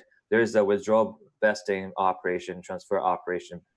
Both are blocked for certain accounts during the soft fork. And exchanges are concerned that the same thing would apply to them as well, because it's already been done. I'm not sure if you ever applied withdrawal, vesting operation and transfer operation to any other accounts in the history of a Steem, but it has been done. So it happened, right? So the exchanges are not the issue here. I can promise you, on behalf of everybody in this room, we will never ever touch the exchanges stake or tokens, liquid or otherwise. So they can start the power down right now, and even if we decide to re-implement 22.2, it doesn't do anything to them. The power down can't be stopped once it starts because it's irreversible. You can talk to your blockchain developers; they will tell you the same. Okay, so you can be assured nothing will happen to their funds. The exchanges will have their funds, but they have to start powering down immediately to get some liquidity, at least in a 1 week time. I'd like to be clear that the only person that actually locked up funds is whoever pulled the trigger to power up the customer funds on the exchanges and use them to hostilely take over Steem. Those are the only people that actually locked up funds for a customer, because that's what you're trying to get out of, really, is you have who knows how many people that have Steem on those exchanges, and those funds were locked without their permission, the customer's permission, and now you're trying to fix that for them. Now, whether you initiated the power up or they did, they locked up people's stake without their permission and froze it and basically virtually stole it from them. And you're trying to fix that, and we're trying to help you fix that as well. But we did not do that. You did.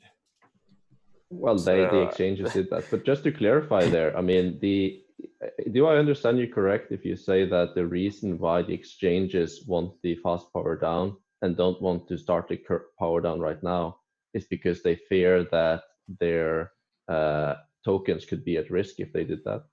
Is that right? is that Right. correct? I mean, again, please understand. I've done you guys before, and you guys done me, and I have no intent to point fingers or start an argument.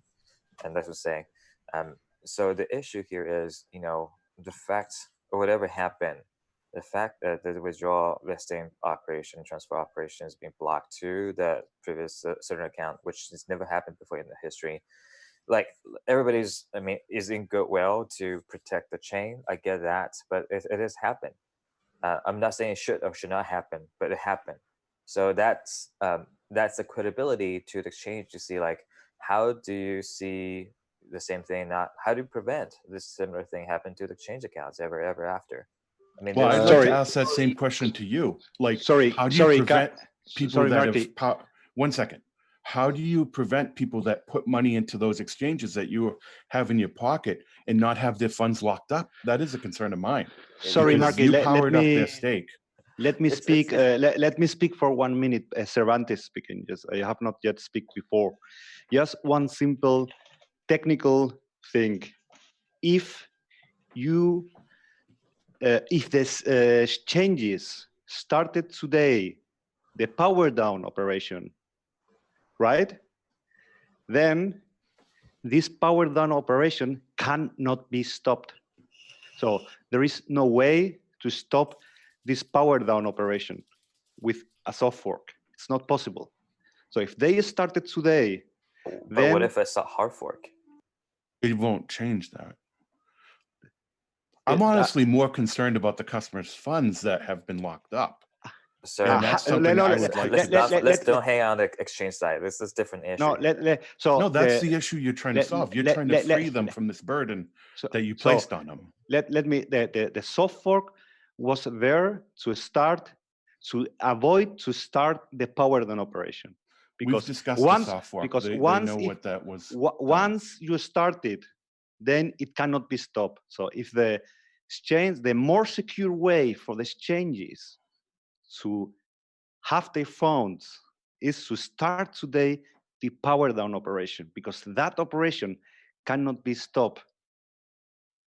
A hard fork, if a hard fork can be implemented anyway, but that will mean that the exchanges and the actual witnesses will need to restart completely. That will be then a completely new chain if dependently on the witnesses that are now running the blockchain. But that's the most important thing to understand is that and I repeat myself to finalize it. If they start the power down today, this operation cannot be stopped. Technically, they're the only ones who can stop it or resume it. Technically, yes, right? Nobody else. You can't talk for the exchanges. So obviously, if you need us to help them, they are more than free to contact us, and we can help them with the power down and show them how to make that work. Because this is something they've never done in the past. No exchange ever has done this in the past. So I know it might be difficult to fix that, and we're here to help. I would also like to say that the witnesses wouldn't target exchanges, not unless they were taking malicious actions. So as long as they are not attempting to vote for witnesses, then we aren't going to touch them. In fact, we're here to protect them, actually. This feature is here to protect them. About the only thing we would ever do is attempt to block them from voting from witnesses with customer funds. They would still be able to access their money. They just wouldn't be able to mess with the politics. That's the worst case scenario. Yeah, I think the witnesses are really trying to help explain how you can do this securely with the exchanges as it is right now and have a reasonable amount of protection, because it's a two-way street that goes between our desire to have a hard fork and the exchange's acceptance of that hard fork. If we try to hard fork, then the exchanges can reject it and stop that token from trading. So we have to have consent of both the witnesses and the exchange if we want this to transpire. So if on our blockchain, if they start a power down, there is no soft fork that can be implemented that would stop it. They could choose to stop it, but there's no soft fork that we could implement that would interrupt that process. The only way that we could do that is to run a hard fork, but then the exchange has the ability to reject it. And Binance is the largest exchange trading Steem. So this isn't just a one-way thing.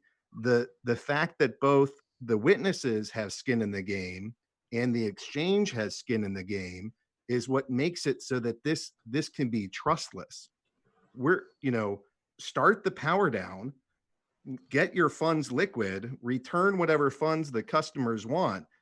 There's literally nothing that we could do to change this whole scenario against their will, that because they're the ones that ultimately choose to go with that or not. This is mutually voluntary relationships. We both have to agree in order for this to work, and that's why this It's a thing can trustless be system. safe for both parties. If this helps at all, the exchanges are still able to vote on witnesses while powering down. Their stake is still just as effective while powering down. We don't want them to vote. That's the big point here.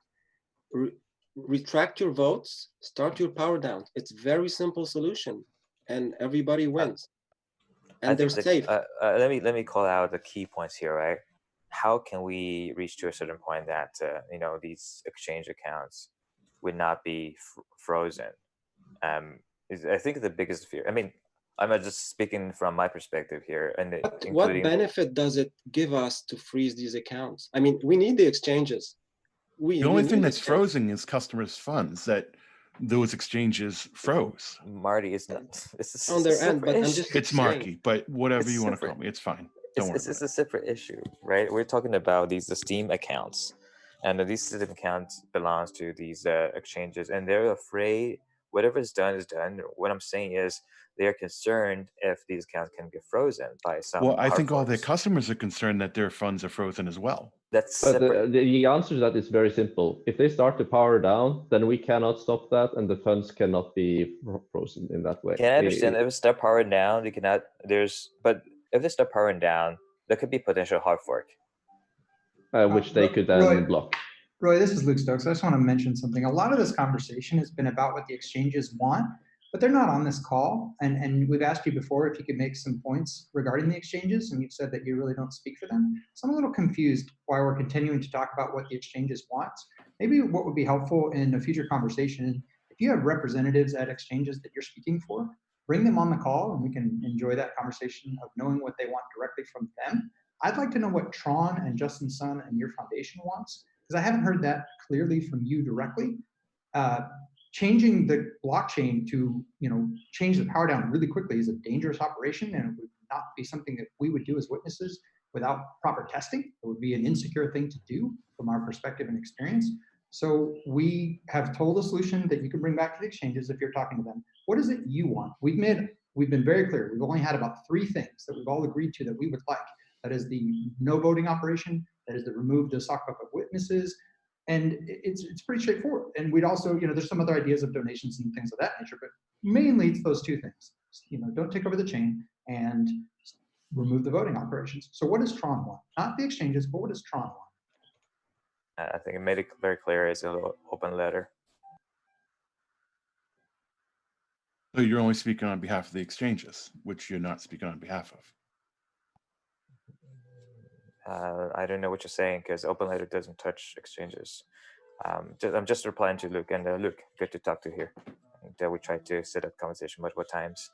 Yeah, I know. I sent some emails because very, very early on, I was hoping we could have a beautiful conversation right as all this was happening. Unfortunately, Gally introduced you to me multiple, a couple of days back since everything happened. It was about almost 2 weeks back, and I was really hoping we could have a great conversation to avoid all this drama. Unfortunately, that didn't happen, and I've really tried to reach out to you guys. Oh yeah, and I replied as well. And if you check the email, I replied as well. I tried to set up a conversation as soon as possible. But again, not try to get over all that, and try to say to your point is like, my goal is to, if possible, to de-escalate the situation back to before 22.2. But I think what made us go in circles there is that I think you believe that the reduced power down is essential in order to de-escalate. We don't really see how that is a relevant thing.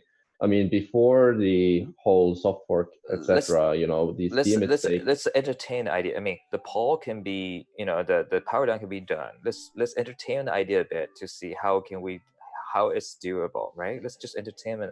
That's why we're all here, to just exchange ideas, right? Let's entertain the idea a bit to see how it's doable, so we can do in parallel, so that then we can see, like, because everybody wants, and we can sit here, discuss no changes on the current chain situation whatsoever, I guarantee you that, or we can find out a way to revert everything back to what happened before 22.2. So that I would want require to get you to power down those accounts. And you're asking us to put every account on the blockchain at risk by shortening the power down to an unreasonable number. Not all the accounts. Only the selective handful of accounts. So they're going to have, this centralized organization is going to have some special privileges that you're going to come to our blockchain by all means, once the power down, adding them back again. So look, this so is we're not going to make two hard privilege. forks, and you're asking us to put the chain at risk twice. I'm not. To correct a mistake that you made. Look, I mean, this is not like one mistake here. If you want to go back to the history, there's endless conversation. The key thing, let's move forward for this, okay? I don't want to. All you want is to correct the mistake that the exchange has made. We understand. Marky, just a second. I still don't feel I got an answer to what I thought was a pretty simple question. What does the Tron Foundation want? You mentioned the open letter. I'm reading through it now, and it's still not clear. What do you want the witnesses to do? No, the open letter is not for witness to do. Are you talking about business goal, or are you talking about? No, I'm asking in this current conflict, this current slowdown, what is it you would like? What would Tron like to do? And I'm asking you not to speak for the exchanges because they're not on this call. I'd like you to speak for Tron. What would you like the witnesses to do? I want the witnesses to work with me so that I can coordinate this power down on exchange and the Steem side. Meanwhile, help witnesses can figure out a way to get their accounts out fast. So I'm here to coordinate a power down of these accounts. So meaning, a power down is a very, very simple operation. You don't need our help to do that. And I'm sure that if you talk to anyone who understands how Steem works, there'd be no need to talk to witnesses about a power down. So if you're representing the exchanges, I would recommend bringing them on a call so they can speak for themselves very clearly and we can understand what it is the Steem blockchain can do for them. But it just seems a little unclear to me why you keep referring to the exchanges. Is there a relationship between Tron and the exchanges that you are representing? Can you speak to them on their behalf? If so, let's have that conversation. If not, let's bring them on the call. Luke, I think the relationship is very clear here. I don't think I need to address too much on that already. I cannot address for them in terms of their voting rights or something. If you ask me that, I cannot say that because it's not my account, right? But what I can say and I represent their interest in terms of, let's get them out of this. But Roy, I think there's one misunderstanding here because what you're saying rests on the assumption that them getting their tokens liquid again is necessary for their funds to be safe. But it is not necessary for their funds to be safe. And if they start to power down, that even if all of the witnesses here wanted to, and I can assure you we don't, then we would not be able to either stop or damage those tokens in any meaningful way. And second, if we were to do that, then the voting on our blockchain would, I can guarantee you, vote these witnesses out, because that's something that would hurt Steem so much that the other token holders would vote that out very quickly. And sorry, I'm just sorry. So you, Fendrick, you were asking this thing because I don't know much about it, right? But my understanding could be in my worst case scenario. I'm not saying it's likely to happen. So changes and all the rest of the accounts. Okay, we're powering down. All right, we're retreating. We're retracting these witnesses out there. And okay, but somehow during the power down happened, the votes getting out and the witness petition is gone, and somehow their supermajority decided to execute a hard fork by freezing the relevant accounts. What can we do? Okay, so if that were to happen, no, I can answer this quickly, Darkus. It's if that happens, then the hard fork that were to be created by witnesses would be a new chain, and the exchanges and you guys would continue on without us. I mean, there's no way that we could harm those tokens if they start a power down. Is a technical limitation, or what do you mean? No, it's the choice. It's the choice of the exchange. If we hard fork, Binance is the one to make the decision to accept that hard fork in their platform. This is the reason that Ethereum Classic was created. It was created for this a very, very similar reason. The original Ethereum decided to create a fork to bail out the DAO, the DAO. And because of this, Ethereum Classic was made, which restored the DAO to its original state, because people didn't like the idea that the blockchain was prioritizing one single entity, one rule for one thing, a different rule for the rest of us. This is what caused that fork between Ethereum and Ethereum Classic. Can I ask Roy, is it rather than hard forking to have a real short power down, would there be some kind of compromise where Tron would be willing to take a longer power down but shorter than it currently is?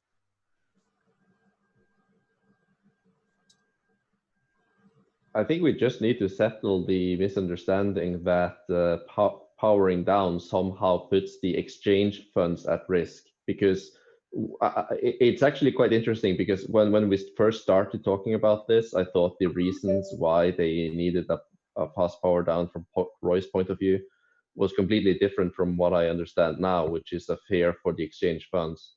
But which makes this a lot easier, because there really is no reason to fear those token funds if they start to power down. I mean, sure, witnesses could always do a fork to create a new token without anyone's funds, but then that would be a new token, a new coin, and no one can stop people from doing that anyway. But that's a different issue altogether. I mean, if they start to power down, it's an irreversible action, and even if witnesses would like to, and I'm certainly not one who would like to, then they couldn't do anything about it anyway. Yeah, I think it's Listen, Roy. This is stretching over. Listen, it's very simple. Tell your exchanges to power down today. In 1 week, tell them to transfer whatever they have. If the transfer goes through, keep powering down. The next week, let them transfer. See if we block it or not. We won't block that. I promise you, we will not touch their funds at all. They shouldn't even have to Go trust ahead. anyone on that. I just want to clarify that with Roy, because it just seemed to me that you just had a different understanding of the risk of those funds, but there really is no risk provided that they initiate a power down. The only risk really right now is the customers' funds that the exchanges have locked up. And the quicker you start that power down, the quicker you alleviate that risk. Because that's a concern of mine. There's thousands of users that trusted those exchanges not to lock up their funds, and they did.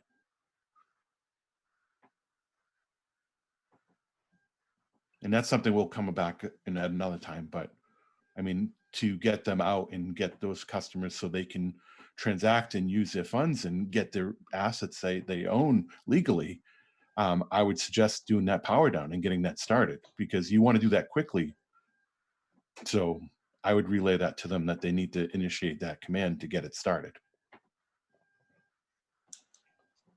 I mean, I would also be happy to know what would be needed from our end, whether it's written guarantees or whatever, to get to the point where we can, where the exchanges feels that they're funds are safe, and where you feel that there's no harm in removing the current witnesses. Yeah, I mean, look, this is essentially that kind of a trust or security thing, right? So it's I need to wrap up, but I think that it's a good thing we can collectively think together, and I'd suggest Matt could be the one to help mediate and collect all the good suggestions here. But one thing to think about: how can we ensure these accounts and Steam accounts included? That there would be no more like a kind of a freezing operation kind of a command happening, because one thing from our limited knowledge, right, as long as there's a veto stake in place, then there will be no like a hostile takeover. Not saying like we would have, but there's no that's protected in terms of these account security. um, Voting or not is even a separate issue. It's more about account security, right? So it's what's the best way to ensure it during the process? It's something we don't know. Maybe we're just being innocent on this. Maybe we're just having limited technology understanding of the whole this. But just to please help me to understand. If you can put a document together, any ideas together, that'd be All the very code helpful. is on GitHub, and you can review the rules of the blockchain, and they're all in code as law. And yeah, but Marky, we can help him get the right info. Yeah, exactly. Obviously, we want to understand this. But I think Part of that's it good relates starting to point. Chris's point as well, that we as block producers can put out a statement to say we won't do this thing. If we do it, unvote us. And that is essentially how DPoS works. It's you have to show some level of trust in the elected block producers and the token holders who elect them.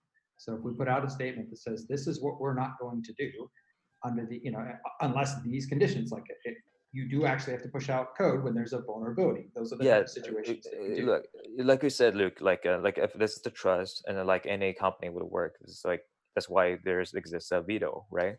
So I'm trying to think about a practical thing to act on this. Like we can put out a statement saying that you won't do that, but also on the safety net side, we still hold some veto rates so that it's not, if there would not be any hostile takeover. I'm not saying it's likely, but that is very that's the kind of the point I'm getting at, so that we can ensure okay, these things are executed to the point. Not saying we're interested in governance or anything, but once the veto and once these accounts are safe and extracted, then we can say okay, we don't need a veto rights whatsoever. We just I think this is what in my mind is that to make sure these accounts and stimulus accounts are included to make sure it's that the security is ensured. There's no more action like whatever history it was like it's not related to that. It's more about the people involved in this don't want the account to be frozen. Does it make sense to you guys? they already have that veto because we cannot fork without them agreeing to it. If they don't agree to it, So then they keep the fork and we fork in a different direction. And we yeah, that's a become separate issue. Fork to a different chain or whatever. I mean, anybody can fork it to a different chain any day. Any right, moment. and they have the protection to prevent us forking them out Oh, without it's us no, having to it's not fork what to I'm a different saying. chain. It's not what I'm saying. It's not what I'm saying here. What I'm saying is that they what you're trying to fork out to a different chain is not hostile movement. Oh, we're That's, not trying to fork out to a different chain. No, I'm no, just saying that if the scenario that we tried to go after those funds, we'd end up on a different chain. And they would have control to make sure that those funds didn't leave and they would still be on their chain. So maybe Marky or Luke or whoever the other could be helpful to help me understand during the power down and how how a potential hostile hard fork can potentially lock up, because we've seen the code, right? We've seen the code being written out there saying that you need to freeze these exchange accounts. We've seen the code out there on GitHub. Oh, actually, you misread the code. The code. Yeah, hold on. I want to make a point about that. There was a link, a tweet somewhere that linked out to one individual commit somebody did. Wasn't me. It wasn't any witness that I've talked to that was serious about it, that did actually list exchange accounts. If all of this action was taking place because one person, one random person essentially, put a bit of code out on the internet, this is a concern because that's not how blockchain works. Any person anywhere, there's hundreds of forks of the Steem code base. Anyone could take the Steem blockchain, the Steem D blockchain, fork it, make a change, and put a pull request and say, hey, look at this, here's a change. That doesn't mean any witnesses would actually do it. It's already been explained that if that was to be done, we would be removed immediately and we would be destroying our own value by making it a breaking change for the exchanges. The exchanges themselves wouldn't be able to function. That would destroy the value here. That's, I think, a really important point to recognize. Okay, that let me if just somebody puts a pull clarify. request out there, I want to hear Roy's answer to that. Sorry. Let me just clarify that piece of Yes, code again. that you saw. Excuse me. That piece of code, when they added the exchange names, When one person ended the exchange, there was a. Please let me finish. There was a condition about the exchanges, and that condition, it was a Boolean. It only restricted the voting operations. It doesn't restrict the transfer operations. So it was a partial restriction on the exchanges. It does not touch the transfers. It only blocks them from voting. That's it.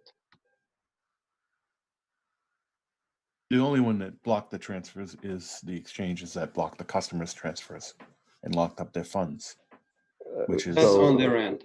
Yeah, just to make sure Roy that, gets this, I mean, it's just one person. I would not have voted in favor of such a fork, and I know many people in this room would not have voted in such a fork. And it's one person, as Luke Stokes said, one person who is not a consensus witness who may have added that. So first of all, if that's the basis of this concern, then I think it's a bit of a time wasted, to be honest. And secondly, as Draco said, I mean, that doesn't affect the customer fund's value in any way, shape, or form, even if it was to be approved. Because it would be approved on a different chain.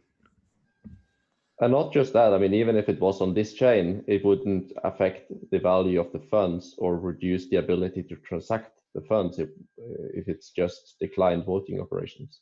Yeah, which is only the voting for witnesses type of stuff. Roy, the reason I reached out to you and wanted to connect with you is to hopefully answer some of these questions, you know, and you said you got back to me, but it was about a week between, you know, when Justin replied right away and said, yeah, Roy will follow up. And I was waiting for that follow-up. And then I emailed back 2 days ago to say, hey, you know, what's going on? And that was after all this drama. So what I'm hoping for in the future is if there's a concern about something, you see a bit of code out on the internet and it causes you or Justin or Tron Foundation or exchanges any type of concern, that's why we're here. We're called witnesses. We represent the Steem blockchain. And we're all available and accessible. You can reach us on Twitter, you can reach us in Discord, you can reach us all over the place. And again, I directly reached out to you as one of the witnesses, just one of many, trying to coordinate a meeting so that we could have these discussions in a very peaceful environment. So I'm just hoping that in the future, just reach out to us. We'd like to clarify these things. And we are here to protect the chain. We get elected to do so. So we're not trying to do anything that would damage the value of the chain. And just to add to that, I mean, not only is it in our best interest, and not only is it our job, but if we were to restrict, hypothetically, something like that, then it would also be the following accountability of everyone in the Steem community to be able to change their witness votes. And I can't imagine a world in which the Steem user base who holds the majority of the tokens would vote for witnesses that actually not only declined voting rights on exchanges, but actually held 31 million Steem or whatever the amount is on Binance. I mean, it's such a hypothetical, and even in that scenario, I mean, I don't see it actually being a threat. Well, I mean, apparently, I think the synergy is clear. I think everybody involved here you understands the value proposition for exchanges. Should I say, just for the sake of conversation, if possible, to look, this is it's not an ideal situation to nobody, to no party, right? Do you think if we can speed up the power down so that make exchange relationship better? Look, what I'm pointing here, and not saying I'm speaking for exchanges, don't get me wrong. What I want here is, if I were in a Steem community perspective, I really want to, you know, point out to build liquidity out there. If anything, that's the biggest challenge ahead of a Steem. Whatever Steem couldn't to do, you know, this is the key thing to build on here. To build a better exchange relationship, if we can do exchanges a favor like that, I think they would appreciate down the road. That's what I'm getting at. Is this a business deal? Again, it's not necessarily, I'm not talking about about a blockchain consensus. It's more about for the greater good and a better business deal for the whole blockchain. It's I certainly would love something to we have that consider in the future. conversation. I would love to have that conversation with the exchanges. Again, I'd like to be able to talk with them so I could better understand their needs. I mean, they were the ones that have the private keys to those accounts, and they took action on those accounts. And so I would like to talk to the people who took that action. And you've said on this call that you don't represent them, but you continually represent their position. And I guess I'd like to talk to them directly. It's a very simple reason for that, right, Luke? You understand this is, I mean, I respect the dynamic of the community, but also I have to call it out from a different, I mean, it's not necessarily the same culture we're running between Tron ecosystem and Steem ecosystem, which is fine. But where I'm coming from, the world I'm coming from is a focus on execution. There's multiple parties, and so far, again, it's the first time I met you all in this chat group. I didn't know who represents what and how much voting power you have respectively, or how whether or not you can represent, the rest of the community, right? Like same thing, Luke. You were saying that you might talk to the exchanges, but you could have for multiple years before to talk exchanges, but nothing happened. Or how much voting power you're presenting for the rest of the community, right?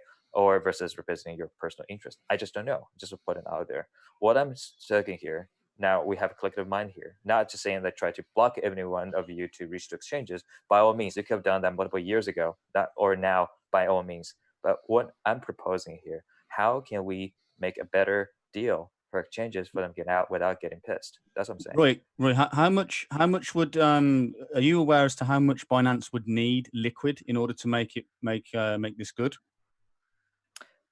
I haven't done that calculation yet. It's not saying that we have liquidation issue, but I would suggest, if anything, we can speed up the power down to get liquidity back. I would say they would appreciate that. I would appreciate if you remove your fake witnesses that are compromising the I would blockchain. appreciate that. I would appreciate that we can both hold hand, move forward. One important point, Cervantes speaking, one important point is to see if we will agree to quick up the power down period, let's say to 4 weeks, right? If we want to implement that change into the code of the blockchain, it will mean that we will need to first implement that, then we will need to test it, then we will need to set up a date. That will be a hard fork. Meaning that, Cervantes, excuse me, I explained that earlier, Tom, yes, all the details of hard fork. Meaning that it will take more than 1 month, because you need to communicate to all exchanges to implement that hard fork. So we will say we'll have 1 to 2 months until every exchange agreed to install that hard fork and all the nodes and all the witnesses, and then another hard fork to reverse it. And then we will need to do another hard fork. We will take another 2 or 3 months to have a second hard fork. And which puts 350 million Steem at risk. Exactly. Every hard fork that we do is a quite sensitive operation. Every exchange in the world needs to be informed. What we are saying today is the safest way for Binance to get their fundings is to start the power down today, because to speed up the power down operation, a hard fork is needed. And for that, months are needed to plan and to develop, implement, and execute. It's faster. The fastest way is to power down right now. The hard fork way will take time. And the more time they waste, the more problems they're going to get from their customers. It's as simple as that. I'm actually confused why they don't want to free up the funds for their customers. They refuse to power down. I mean, I'm not going to comment on their exchange level of operation to the customer. Okay, so let's get them involved then. Get what involved? The exchanges Get that them in this lock talk. the funds. And we might want to consider talking to the customers and sending out an email, letting them know their funds are going to be held up for 13 weeks until you guys get these funds freed up that you locked up. Look, and I'm sure an investigation how that happened would be important too as well. What I'm talking about here is, look, I'm coming from the business end, and I think you have a business sense in this witness group as well. So I'm just talking about how can we build a better, healthier exchange relationship. By doing them a favor, I think we'll benefit a lot from it. Doing them a favor after they took over the blockchain on your execution, it doesn't seem like it's something that. I'm put not everything debating at or risk. right or wrong, man. It's like let's get rid of this. I'm not talking about right or wrong. I'm just looking about beneficial, logical approach here. Okay, I we'll mean, give there it are some many thought things then. that can Thanks, be Ron. considered going Oh. forward in terms of potential different powering down. But I mean, you started off with the assumption that we need to reduce the power down so that they can get their funds out quick, so that they are no longer at risk. But you should hopefully now understand, and we can help you with it later to understand that we cannot put those funds at risk, even if we wanted to, if they start the power down. That cannot be the argument to why we need the faster power down. It's not for the security of the I just fund. got word from from the developer saying that it takes at least 14 weeks to code a hard fork to shorten the power down. So you're wasting time. I mean, this meeting, all these talks, just waste of time, because a hard fork will take more time to implement than to do a power down right now. Especially since it's two hard forks. Yeah. And it puts the exchange's funds at risk because we're going to rush a hard fork, two hard forks, and try to get this to fix something that the exchanges or you did. So really, you should be doing the favor for the exchanges because you're the one that had them do this. So I think, guys, I mean, I understand for starting from scratch, I think the code would be taking a long time, but I believe we have made some progress already, and I'm more than happy to share with the community, see whether it's executable or not. we're not. Also, there is one more thing. Let's just imagine that with some miracle, we would be able to prepare a hard fork, which would be deployed tomorrow.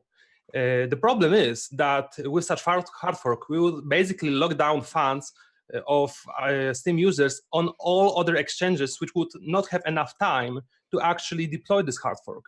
So this hard fork need to be scheduled in advance to give all exchanges time to prepare.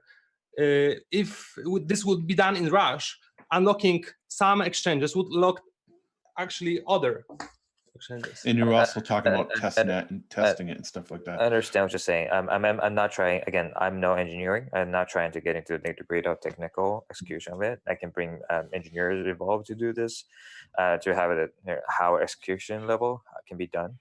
I'm just thinking from the business partnership level, where do each other a favor and do each other, meaning, a Steem blockchain and exchange. I think it's a very good time that we can show there's a favor can be done to each other. Look, but guys, you might hold the opinion that exchange is hostile to take over, but I can assure you there's no that feeling whatsoever, because it's not irrelevant. Like the same thing to Tron. There's no intent because there's no benefit to take over. Let's be quite honest here. There's no financial interest here to take over. If there's no financial interest, then there's no point to do this transaction.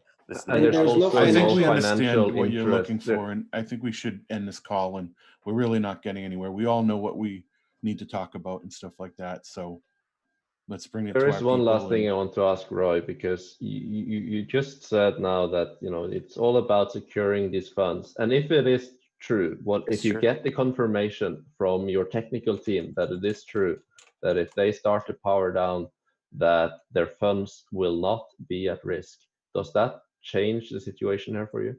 Fendrick. So the two things here, right? The funds and the accounts are secure, as well as these accounts can power down fast.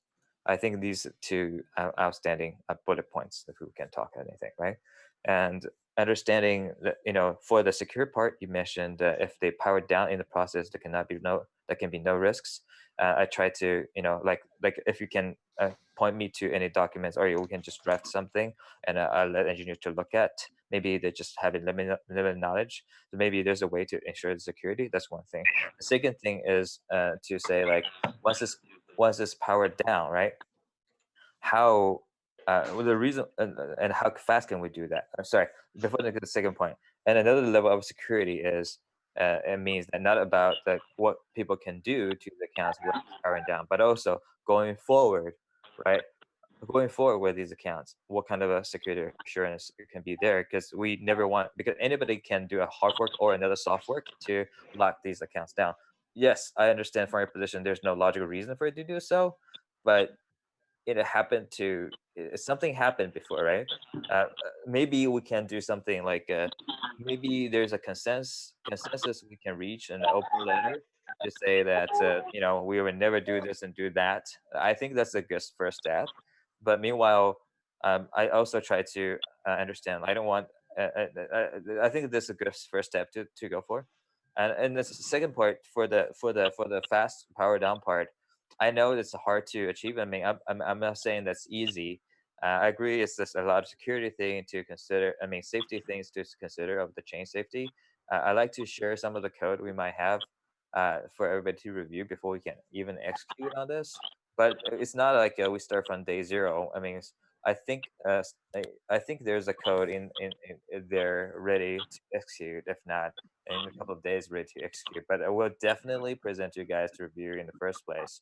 So, but I do think on a business proposition perspective, it's gonna be a very good favor if we can pull it off to show a good faith to the exchanges, and so that we can get additional exchange support down the road.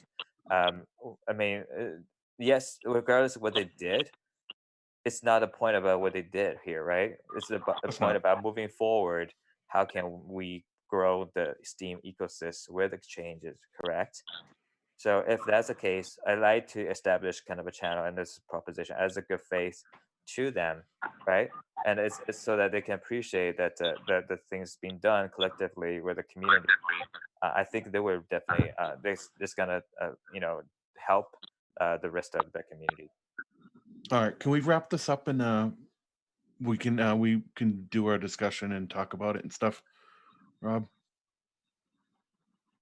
I think we both know what each party wants, and I think we both want to get to a situation once this is de-escalated where neither the soft fork 222 is possible, and nor is the way that the 225 is possible. I mean, both of them kind of represented something that it's not very nice to have in depots. I mean, it's the reason why the whole crypto world was looking at Steem for the past few days, is because, I mean, it's controversial and it's something that we need to have lasting solutions for. Yeah, I mean, if I could like comment on that, I agree with you. It's controversial. It's not looking good for any party involved, right? I mean, this deal is very small for Tron, yet, I mean, we spend more than it's worth already in terms of resources involved in this. And it's not good looking for Steem because, yes, Steem community might not be affected, but it's going to be controversial moving forward in terms of other level of partnership. Because it's people, you earn the respect, but I'm not disputing that. But we've had exchanges contact us about giving us listings that would not lock up funds like those exchanges that you have in your pocket did. But like I said, we need to wrap this call up. A lot of us have things to do. We all know what we want. So Mark, I mean, I know you have to do. I mean, I'm not saying restricting you coming to here, but I'm just trying to say, like, let's think collectively here. If I have my timeline in my head. Not necessarily it has to be followed, but this is my timeline in my head. If we can reach a consensus, we're familiar with that. You want it powered down as soon as possible, preferably tomorrow. We understand that. Please let me finish. So if we can reach a consensus tomorrow, we can walk out the door. It doesn't have to be executed right away, but if we can reach a consensus, and essentially Steem community and Steem or maybe Tron behind that, we can reach a consensus. This is basically healing the damage here, if you guys understand what you're saying. The damage that the exchanges caused. Yes, I understand that. You want to heal that damage, but you don't want to initiate a power down, which is awkward. But we know what you want, so you know what we want. want to issue a power so- down. I mean, Fendrick just said that maybe there's a misunderstanding on technology. We want to issue a power down. Don't get me wrong. There's the power down or not. You just not when know it's how to out do there, it. it's about the security issue. If you don't get it, I have to repeat it again. It's about security issue. We want to have a veto. Look, we can have the existing position on the witness list forever. So All why right. don't we end this call? You guys can look at the code, learn how the Steem blockchain works. Look, if you have any questions, contact us. Mark, We can talk about if you whether have we other want thing to to lower do, the power down. don't let me hold you back. But all I wanted to say is for the rest of the witnesses as well, I want to say, like, let's have a plan to work out holding hands together instead of pointing fingers. That's the best interest for everyone to hold hand to build ecosystem, right? We can So point you want us to make a commitment, but you won't make any commitments. I wouldn't make a commitment. It's not what I said. I never said I never want to make a commitment. It's not what I said. For the last You 2 said that hours, in the last 2 times we've talked, but we know what you want. You know what we want. We need to discuss it. I'm not sure you know what you're looking for. If I can understand, like, collectively, I mean, all of you guys in this call, you guys want a better exchange relationship. And to build a good exchange relationship, we need to work together to show a good faith here, to show we want to work with exchanges. Yes, they're centralized exchanges, but this is how the world works. It is centralized. There are also exchange. exchanges that likely broke the law, locking up people's funds. I'm not. I'm look, this guys. Look, if you carry on, hang on that. Please. Let's keep it productive. Look, I mean, we need to work together to present a value prop. A value prop. Here's what I see the value prop is. Steem it and Tron commit to the resources to the Steem community. Steem it and the Steem community work together as united, as a one united unit to move forward to build ecosystem together. Thus, that represents a very one piece of story to the exchanges, seeing that, okay, everything started around foot, but through by good faith, we come to a common ground, willing to move forward together, holding hands. Then I think there's a good story and good starting point. Exchanges would be interested to see, okay, how can we work with each other again? You see what I'm saying? I can Okay, we state understand that, but- I can make a public statement saying I will never ever support a fork that will in any way, shape, or form harm or freeze or touch This the is funds of definitely a an way. exchange, And I would as definitely do well that as as well. a further fork that freezes well, in any way, those exchange funds. And I also know that I could get almost the entire Steem user base, which you are starting to see be very vocal, to Probably all of support that idea. Because nobody here wants to touch exchange funds. I mean, it's a. I mean, you said a few times that resting the arguments on you guys would not benefit financially from touching governance too much. Well, we would certainly not benefit financially from pissing off Binance. It's not anything that is even on the radar, and if it was, then I would be the first person to go against that. Good to hear. I think that could be a one approach. I really appreciate. I think that's the one actionable item out there. Putting a statement there. The statement is to go away. I'm just throwing out there is like, given again, we're circling again one last time. Yeah, we are. You keep asking for the same thing, and we said I'd we'll also, talk about it. just to finish off, it would be interesting just to all agree that we collectively agree that the information passed across by the previous owner was not complete, and there may be some. That's 100%, right? I mean, so that's why, I mean, I understand where, again, like after talking to Matt and other good folks here, I understand where you guys, the software, are coming from. But again, Justin and myself, we were caught off guard. We didn't know about that and where it's coming from, because we were missing the narrative. We're missing the narrative here. If I were you, probably I would take a similar approach given the context and the history, but we were caught off guard.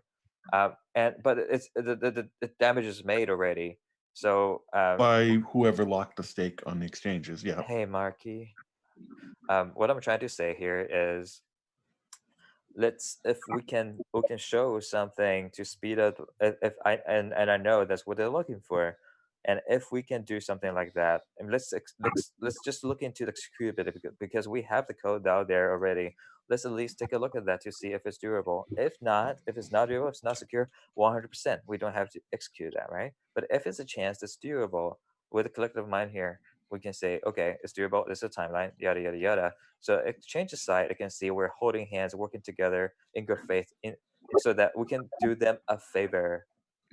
We don't need to be hanging on like what they did, what I did. Look, we're not doing that. We're not doing this, right? Moving forward, as long as we can show in good faith, we're willing to work with the changes collectively. I think there's a good chance we can build a lot of good things together. If we're saying like, okay, I don't hear your demand, I ignore your demand. It's just like, and it might not be as things might move forward, or might not. I just don't know, right? So it's just like this is where I'm coming from. I think. Okay. I think we I all are in don't want agreement. to say that I made the demands. Were you referring to some of the bullet points that I mentioned earlier? Because from my point of view, I mean, I also want to de-escalate this. I want to get to a point where there's a win-win. It's just very hard to have a fruitful conversation when there are these witnesses that have been voted in with stake that, from the point of view of this community, was promised that would not engage in voting. And a whole I just think that if we can absolutely ensure that the exchange funds are safe and cannot be touched, and that these witnesses are also then disabled, then it will be so much easier to have that conversation. Which witness do you mean you're talking about? The 20 that came online in 225. Oh, that's easy. That's easy. That's not a problem at all. Like, so if I haven't made myself very clear, it's good. It's good. Just one step at a time at the process. But we need to have this consensus. Say, in my mind, it goes this, and this is a schedule. This is a rundown, right? We will look into, let's say hypothetically, please hear me out. We will look into speed up, power down kind of process code, and collectively we decide whether to execute it or not. If we have a solution, then here's how we're gonna proceed. So say the existing like socket puppet accounts will get removed. And then whoever would be involved would be executed this kind of a hard code or hard fork execution to do this and that. And this is the code that being approved collectively by the community, this and that. And then it's removing these witnesses is not an issue. It's just like please understand, we already created history here, and we just need to build a bit of history. One is from a technical perspective, the other is for safety and by the mechanics perspective. I wish, like Fendrick said, put a statement out there, and I try my best to convince the rest of the guys, stating like, but Fendrick, if it's possible, we need to understand, with no due respect, because we don't know how much power you have behind yourself. You're saying you can reach to all the Steem community, but I'm not sure. I just don't know. Again, no due respect, and if anybody stands behind you to say that I would never do this, because we met for the first time today. I don't know if you have all the voting power to do that. You see what I'm saying? If anything that helps me, I'll be saying like, okay, all the consensus witness, they're holding these voting power collectively. They agree to sign off that we will not touch these accounts. We will let these accounts go away, because we want, and then I can say these other accounts and say, hey guys, they're willing to do this, and your commitments coming back would be say, hey, I'm not going to participate into the governance. We want to get our way out. We want a community to run as is. So we can get these kind of agreement in place. I think it would be good to go. But the beautiful thing about this blockchain is that it's not me, it's not you, and it's not Marky who decides if that happens. It's That's ultimately exactly everyone who owns Steem. So when I'm saying that, it's just my consulting to you based on knowing the popular opinion of this place very well. Yeah, I know exactly what you're saying, right? You could get one of the exchanges to make a post, and then we could all go sign that post of some kind of agreement. Sure, Agrov. I mean, one of the unlikely situation could be, right? So all of you guys in this room signed off for the post. You signed off, but there's no, but it's still the accounts. These exchange accounts are holding liable, because end of the day, for anything happens for these accounts to be frozen, I mean, everybody signed the post has nothing to lose here. It's not like you put all your money in account as accountable in an escrow, saying that we will ensure, we guarantee this is going to happen, if not else, whatever, right? But if they start power down, we can't freeze them. I mean, it really is that simple. I'm still worried about the transfer. It's not gonna happen. Look, here's the deal. Step one, remove your witness votes. Step two, every witness here, the top 20 and outside the top 20, we can make posts on the blockchain pledging that we will not in any way block exchanges transfers. Would that satisfy you? Is that a good compromise? And concerning the reducing the power down, this technically it takes more time to do than to just do a power down normal. I think this is I agree with you. This is the direction I'm getting at. One technicality. Okay, good. Thing Let's do that. Let's do that tomorrow. Yeah, talk to your boss, talk to the exchanges, and let's put this thing in motion. Dracos, I'd like to consult you on this, right? So right now you can see how the voting war comes, and a lot of proxy going on. Say, with no due respect, that you send your name to that, but some hostile party who holds a lot of stakes willing to proxy to someone else to vote you guys out. I'm not sure individually individually how many voting power you have, but collectively you might have a lot. Same way goes to a hostile situation as well, right? So even though everybody here has good faith and a good heart to execute on that, but how can I guarantee there would be no hostile party where they would transfer the? Okay, that's fine. I understand. We can get the biggest stakeholders on this blockchain to do the exact same post. How would that make you feel? Would you feel comfortable? I would feel I think it's a good approach, and also I do need to know how much stake they hold, right? Let's say there's only 300 something million circulating supply. Let's say if they're more than, I'm just saying, right? And it's not a request, but let's say there's a certain amount. If we can say that collectively, we can show they have this amount of accounts in their custody, and saying that they will vote to protect the safety transfer or something like that. That might be an option, but you see what I'm saying? This is one. You were saying exactly right that it's the concern of the security here. Another way, and just to throw ideas out there, if there's a way to use, like for the exchange side, it can be assured there's a veto right in their hand, and by veto rights meaning that there will be zero. They can always reject a hostile takeover within a certain period of time. That might be another option.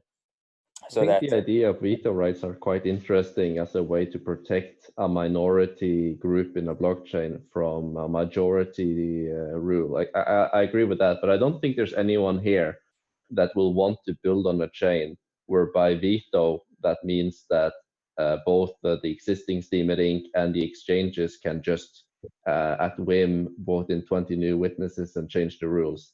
That's not the type of veto condition that I think anyone is happy to continue being under. So I don't. Sorry, I missed you a little bit, but I understand it's a complicated process. Maybe there's a way. Maybe there's not a way. Maybe maybe we can just play around something like that. But this is something option on the table to think about, to entertain about.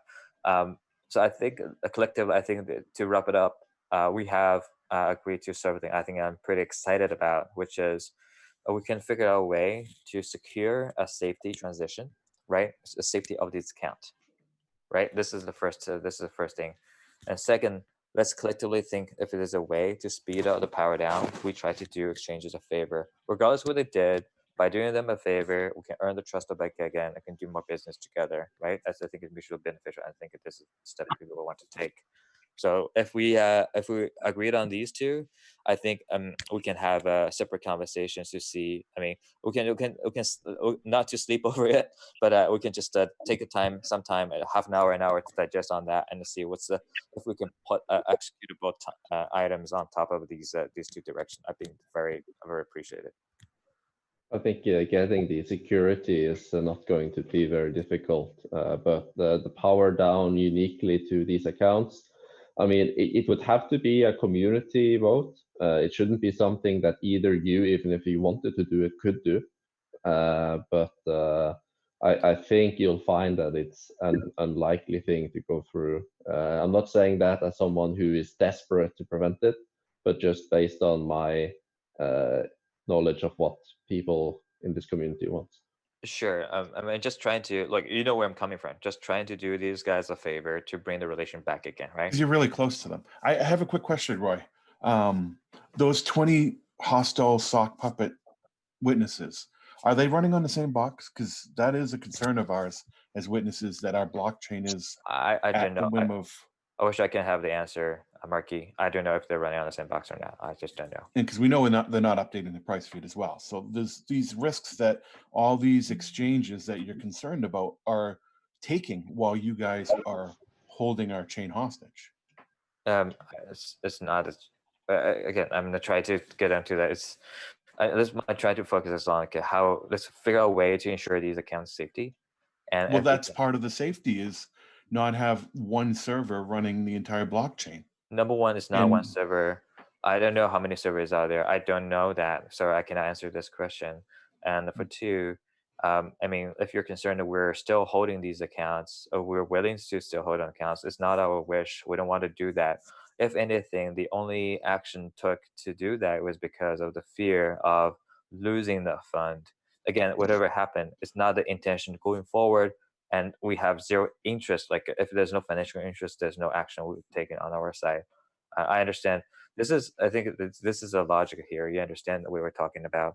So so to wrap it up, I'm not gonna say. What I'm saying is that we want to take these socket puppet these things that away. We want to do that. We want to do that in a secure manner, meaning we know, like what Fendrika and Draco was saying, that maybe there's a statement can put on there. We will, and this is what's going to happen in terms of the transition, right? To make the community, back into the order was it's supposed to be. And during the process, these big whales, these witnesses will stand by and they want to secure the transition, meaning these accounts are secure, would not be frozen, yada yada yada, right? And that process will take this period of time, and we're closely keeping our eyes on the community in transition. And that, I think that could be a good action. And this is more like a kind of a faithful or not trustless, but trust involved execution, which is totally fine. There's no problem with that. And meanwhile, I'm requesting, like, if there's a possible, do them a favor, let's empower them fast, so we can build a continuous relationship. I explained it to you. First, we can't do favors. We don't do favors to anybody. Okay. Second, as I said over and over, coding a hard fork to reduce the power down takes several weeks. And by the time these weeks expire and the hard fork is implemented to reduce the power down, it takes more time than doing the normal power down right now. So I suggest tell them to start powering down right now. In 1 week, they will have liquidity. They can transfer it. Nobody's gonna touch it. We're gonna pledge our agreements on the blockchain saying we will not do that. It's right now, I don't think they have the liquidity issue. If I haven't caught up before, it's not the issue they're having, but I just want to see. Well, yes, they do have a liquidity issue. Have you governance issue. Have you seen Binance liquid? My personal funds are locked down on Binance. I cannot withdraw them. They have a big problem right now, and I think that's why they're in a rush to power down and get that Steem liquid. So Noisy, like I said, Noisy, like you mentioned, your personal asset is on Binance. It's locked up and cannot withdraw.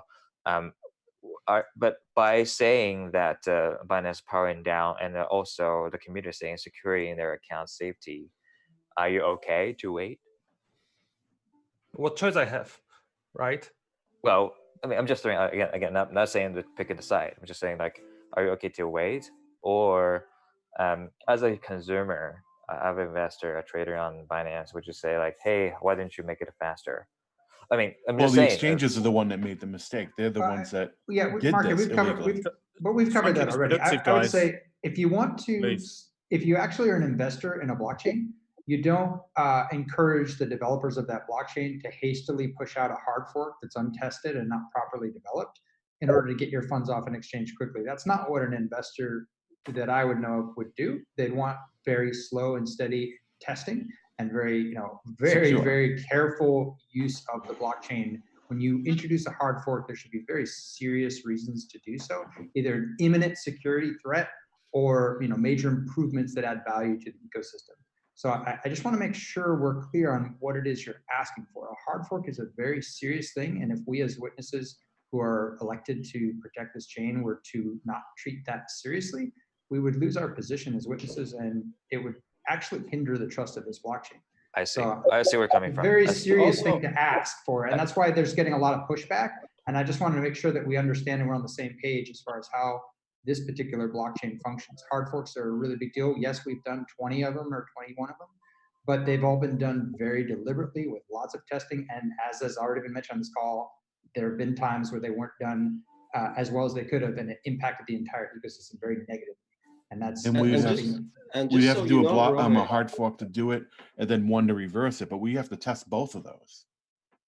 Also, Roy, I will just underline twice in our hard fork history while I was witness.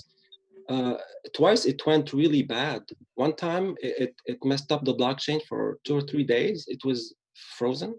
The other time it took a week to recover from a bug that nobody anticipated.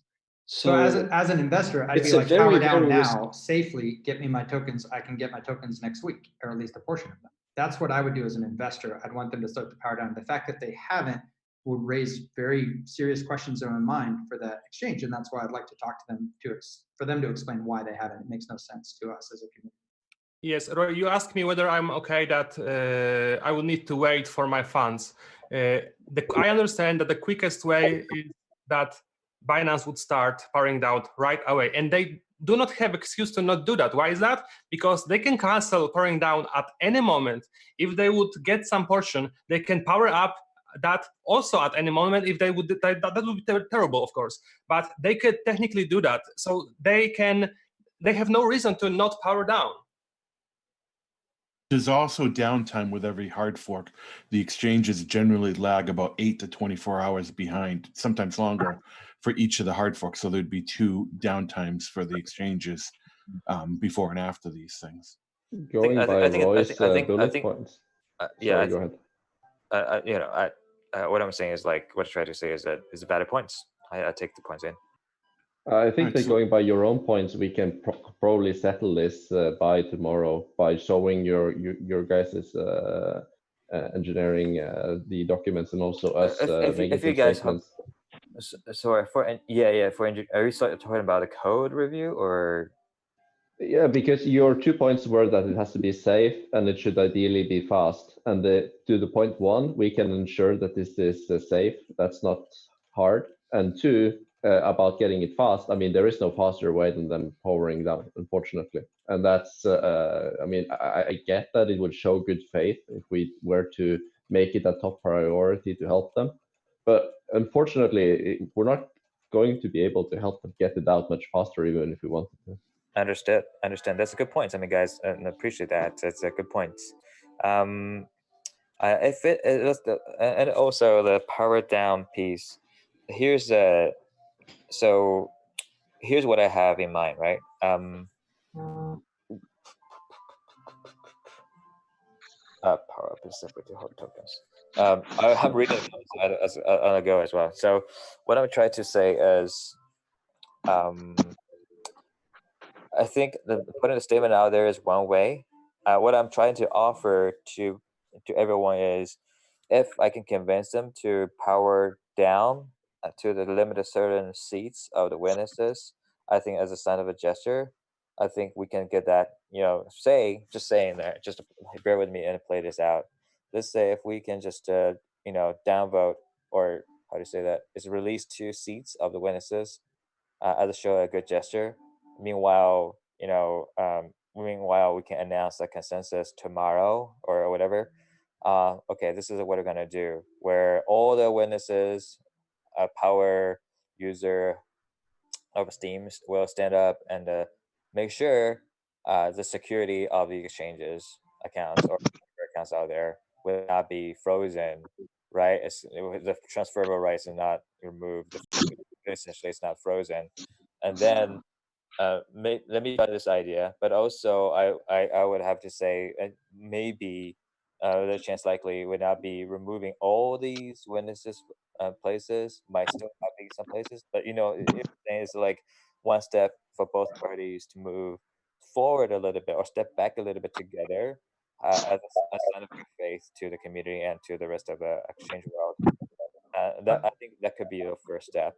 And then That sounds like a way to show that we are at least progressing and having a conversation. Exactly. I mean, you only need to have four witnesses in there to ensure that there's no supermajority hard maybe fork. 5. Reasons for I'm not negotiating here. I'm just thinking out loud, just because I mean, you guys having a lot of power, but as of now, I just don't know how much power you have, and there could be someone just to take over, just to overtake the position, and it would become a super. To take over a super majority and a soft fork to lock the accounts as well, right? So you know what I'm saying? I'm just not saying it's trying to say that thinking from the worst perspective. And Well, as I said a few times already, I would be the first person to oppose anyone running a soft fork that freezes the exchanges from being able to transfer funds or give back their customers' funds. right, I know I knew to say that. I appreciate that Plus can show. Again, with no due respect, it's just like if you can say that, hey, this is my voting power behind me, and by saying that, that means that I have these kind of voting power behind me. Also, you can do one more thing. You can ask other exchanges whether they would support any hard fork which would exclude funds from any exchange, and if there will be consensus that such hard fork could never be accepted, then even if we would do such hard fork, then we would have no exchanges, and then we will be lost, right? So we could also ask all exchanges about their opinion too. So can you repeat? I'm saying that you can also ask all exchanges on the market which has Steem whether they would accept any fork which would exclude any exchange, because if not, then even if such hard fork will be created, it would sorry, it's not hard fork specifically they're worrying about. Again, I might be wrong in terms of the technicality side of it. They might be worried about either soft fork or hard fork, whichever it takes to get their accounts locked. I think that's the fear. Maybe I'm wrong. Maybe I'm wrong in the how the execution part of it, but that's the fear that's out there for real. You see what I'm saying? It might not be the hard fork. I understand they don't have to accept. They don't have to update node, but it's but they're afraid if yes, the accounts. I mean, essentially, exchanges that don't update nodes often, right? Because there's no liquidity. They don't have to. They're just having a node sitting because there's no other wallet support. There's no cold wallet support. It's just sitting on the node here. But they would be afraid that someone taking over a soft fork to lock their accounts. But there's no financial incentive to implement such I agree, because we would lock down our funds, right? Yeah, I agree. I agree. From all exchanges, Not saying that you would do so, but just from the mutually, not contractual, but mutually good faith perspective, right? We can show from the witness side. Okay, we put an announcement, we put a statement that we would not do so, and these witnesses, like today, these people in the room represents it represents all the collective voting power, of that to ensure this is that and that. While we're talking about good faith, Rob, can we have the exchanges write a document that says they won't lock up customer funds as well to kind of have like a quid pro quo? So you need to understand here, there's a politics here where I'm not speaking for them, but also please understand, if them have to respond to anything that might admit anything, if it makes sense. I think the best thing is not to let's if we can easily place this out, if we can say, hey, this is an announcement from these witnesses who represents this community in terms of this amount of voting rights, and they're willing to witness and a bodyguard this transition, and then we can see. I'm pretty sure we can see the power down movement coming up, and that's the first step. Step 2, let's see if it's possible to speed up. If it's not, it is what it is, right? I'm not forcing this. Look, ideally, I'm trying to do exchanges a favor. I think they're worth, and they're super respectful. Whatever they're super respectful, and we rely them on the business. Um, so if there's a way we can do them a favor, any way you can do them a favor, please let me know. You guys, the creative guys here, let them feel like they have a gain here. I think it's very critical. Um, whether the speed up is cutable or not, that's a separate conversation, 100%. But please help me out here. Then we can set up a timeline. Say if it's acceptable, then what? If it's not durable, well, let's say we have let's say 1 day or 2 or whatever time it take to review the code to see if it collectively is doable or not. But if it's not durable, just find other solution in good faith to help them to get liquidated. And Well, the thing is that you don't just review the code that changes power down, I understand. because that has to be done on the test net. And if Yeah, those yeah. accounts are capable of powering down, it changes dynamics that can Yeah, cause yeah. bugs and all of that. It's not going to take days. Yeah. And let's say that they started powering down now. Mhm. I mean, in 7 days, they would have a few million liquid tokens out, and all the other stake would still be able to be used for voting to counter out something if there were to be anything going on. So So it's not like they would give up all their power. I understand the complicated I complicality don't of think this. you understand the complicated testing 2 hard forks stacked, because first you have to test the first hard fork, then you have to let that hard fork execute and test that, and then you have to test the second hard fork executing on top of the other hard fork and do all that. That's a lot of testing. I understand there's a lot of work there. I'm not disputing that whatsoever. So what I think, I mean, again, just for the sake of this conversation, maybe we can put a collective of minds here with the voting power of, let's say, 70% of the voting power across all the network here. We here declare that we are willing to protect these following accounts' security without freezing them, and something like that, and we will keep. Absolutely.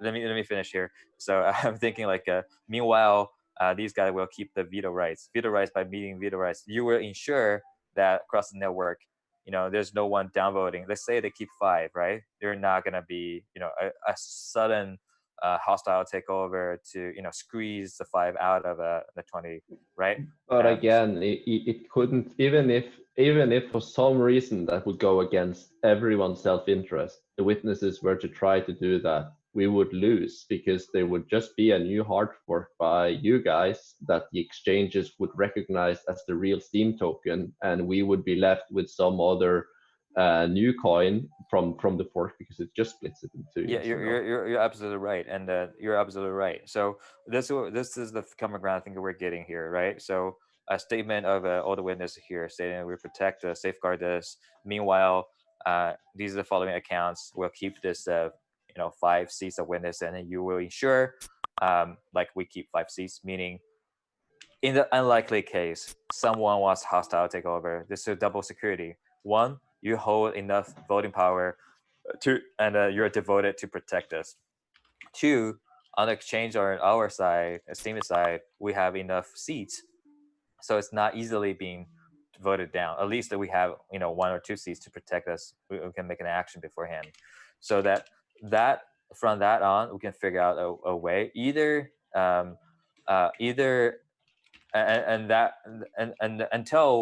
until and we can just keep on that kind of maybe I'm just suggesting that maybe we can, currently it's 21 days, maybe we can carry on the status for 2 or 3 months from that on, so that that for an exchange side I can see, okay, that's a good faith, and it seems like all the guys are really in line to talk and collaborate, and it seems a very organized community with these leadership, and then we can build a case in 3 months. I might be able to do that. So this is it's important to give everybody a step back to do that, right? I understand how complicated to do that. I don't want to risk the chain security. I have no intent. If it's not mature, then it's not mature. It is what it is. But I like to present a code for everybody to review. Maybe there's a chance, maybe they're not. That's open for debate. But if it takes 21 days to power down, end up having to take 21 days to take down, maybe it is the only way to do that. But we just need to give enough time for adjusting, for exchanges to slowly get into this point. But I think what we discussed now is getting a good point. All right, Hey, Roy, great. I think I'm that's a wondering fine place. while we're working on the good faith part, can you work with your exchanges to do a good faith saying that they will not interfere with governance and they won't lock up customer funds? Because that's a concern on our end that we would love to I understand where cement you're in a coming good from. faith as well. I would understand what you're coming from. I work with their PR team. I think some of them are seeing their interest. Because Bittrex have stepped out, and we haven't even contacted them. They stepped out on Twitter and went out of there on their own and committed to that. They said that they won't lock up customer funds. They support Steem, and they wouldn't do something like that. So, seeing the same thing from your exchanges would be awesome. It's not my exchange, first of all. Obviously, they are, but let's pretend. At least Poloniax is your exchange, isn't it? No, it's not. And also, Justin acquired it, didn't he? That's whatever the news is out there. But again, it's not getting to that. And one thing I can say, we have a very good relationship. Don't believe the news? Is that Can you pass that on, though? Because that's something I think that would put a lot of our witnesses at ease. What? Knowing that they're not going to come in and do something like that again. And there's a operation to enforce that as code is law. Similar to the power down changes you're looking at, it would allow them to do without a hard fork to enforce that. So we would be comfortable that that's not a threat to our blockchain in the future. I think this can be coordinated. I think it can be coordinated, and it's to the exchange's interest to do that. And we're very good friends with Bittrex and all the rest of the guys. We have a lot of business together. I think it's Bittrex is doing the right thing, and I'm not saying that, I'm not pointing fingers here. Just saying that I think that kind of thing can be arranged. Definitely 100%. I think what key takeaway here, we need to present in front of all the rest of the changes. Now we have handshake on this. We have consensus to move forward. This kind of thing shouldn't have happened but it happened for the historical reason that at least on our side, we were freaking no clue about. But now moving forward, this is our intention, and we'll figure out the best way out here. I think if we can get something like that, and I defer to Matt, if Matt can circulate some ideas and put it on the paper as a collective idea, and that Matt his English is great, way better than mine, so that we can put it in the right wording to come to a consensus. And then once we have the consensus, and I can present to the exchanges, they can move on their end, like Marky, you said. They would honor this and that, like I said, whatever the wording they want to put out there, so they can do that going forward. All right, guys, it's been over 2.5 hours. I'm going to drop off the call. I hope we have a schedule for another call so we can keep the conversation going. And if it's appropriate, maybe bring some representatives on these exchanges, because we've been discussing them for most of this call, and we don't have anyone that can actually speak for them directly officially. So thank you for the call, and I'll talk to you all later. Yeah, Roy, I think we need to end it here. Just wanted to confirm. Will you just state that you will go to the exchanges and ask them for their position so we can get a feedback from them as to what they need from us if they need anything? Sorry, can you say that again? Will you go to the exchanges, please, and ask them what they want from us, what we can do for them, if there's anything that we can do and anything that they can do for us, right? Try and get their position on this. We need a statement from the exchanges, really. That's basically going to push this call forward. Yeah, what they want is, I told you earlier, they want security and they want funds back. But they want assurances, and we can provide that, no problem.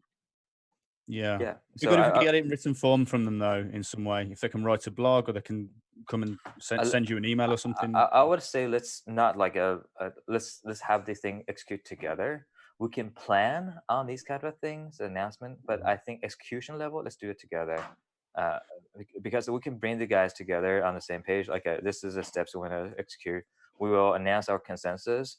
Exchange will announce their standpoint to this, and then welcome our consensus, and everybody's happy and happy ever after. You see what I'm saying? Okay. So it's so gonna be when do executed you at the same time. when do you want to make the next meeting? So I would say everybody's being this long call and appreciate that. Let's Matt, I'll defer to you again. I don't know how late it is over there on your end. If we can get some documents started between the collective minds here, referring to what we said, that'd be great. And in my mind, if we can regroup, maybe a couple of hours, 3 hours or 4 hours, to review these materials, I think that'd be good, so that we can reach to something, and with which I can just and I can bring to the exchanges and to say, hey, this is something we're getting there. Do you concur, or do you think it's reasonable? I don't think they would be I don't think exchanges are hostile whatsoever, because the business side is not worth them to do that. So that they may there's a certain chance they say yes, and I cannot put the word in their mouth, but I can see a certain level to say, okay, that sounds reasonable. Maybe they can say, I want it faster. Maybe they'll say, I can't wait. I don't know. But at least I can show them there's a progress moving forward. I think they're very happy to see that.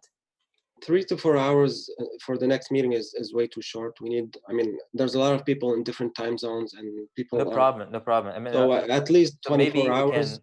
At least 24 hours to everybody can process this, and maybe we can reschedule. You have us on the other Slack. You can reach us there, and whenever there's schedule that fits everybody, we can schedule. I would suggest, yeah, let's put me in the. So let's. We don't have to talk, to be honest. As long as we have the wording like in a shared Google Doc, I think it's good. And also for two, I'm not sure which Slack I'm on. Like constantly dropping between workplace or one other. It'd be good. It'd be good. It'd be good. Not expecting on call, but it's just it'd be good that we can get the document started and then revisit sometime later when everybody's here. But look, it's I know the committee has been running very democracy, but this is a pressing issue to solve here. Please bear with me. I'm not trying to say you. And it's very pressing for our blockchain too, not for the exchanges. I mean, the main concern is the blockchains. Anyways, let's wrap this up. Thank you for your time. Thanks for everybody for being here. And I think we can just exactly. And thank you all. And thanks, Matt. I think we can just go, if we can, just start a Telegram group. So I'm in there. It's easier for me to find everyone, and we can share a document to put together. But thank you everyone for the time for now. And let's put some materials in there. Thank you, Roy. Roy, I have a suggestion. Can we work on a single document that we all post individually, that you review and say, that's a good document, we all come to agreement, these are the terms that we will make, and then we all post it individually? Yeah, totally. We can. So we're not working on 40 different documents? Oh yeah, that's what I'm saying. So we work on one Google Doc. Okay. Yeah, that's what I'm saying. Like I think I'll defer to Matt to coordinate on that, but we're working on one Google Doc that will put edits, whatever, together. That's the base. That's the document that we're going to use for the fundamental consensus. So hopefully by PST morning or whichever, I'm all up in for the next 10 hours most likely to see if any changes needed or any conversation needed. I think Matt can help to put everyone into a Telegram group if possible, so that you can ping me directly. Unfortunately, I have so many Slack groups. I just don't know which one to jump back and forth with, and you might miss me. And then Slack is not doing a good job to notify me anything on that, to be honest. So Telegram might be the easiest way. So if you have any other questions to talk to me, by all means to reach me. I'm all available for the rest of the night. Maybe post your Telegram. Thanks, if you could post your Telegram, for example. So sure, yeah. So how do I do this? How can I do this to everyone? Okay, to everyone. So my Telegram is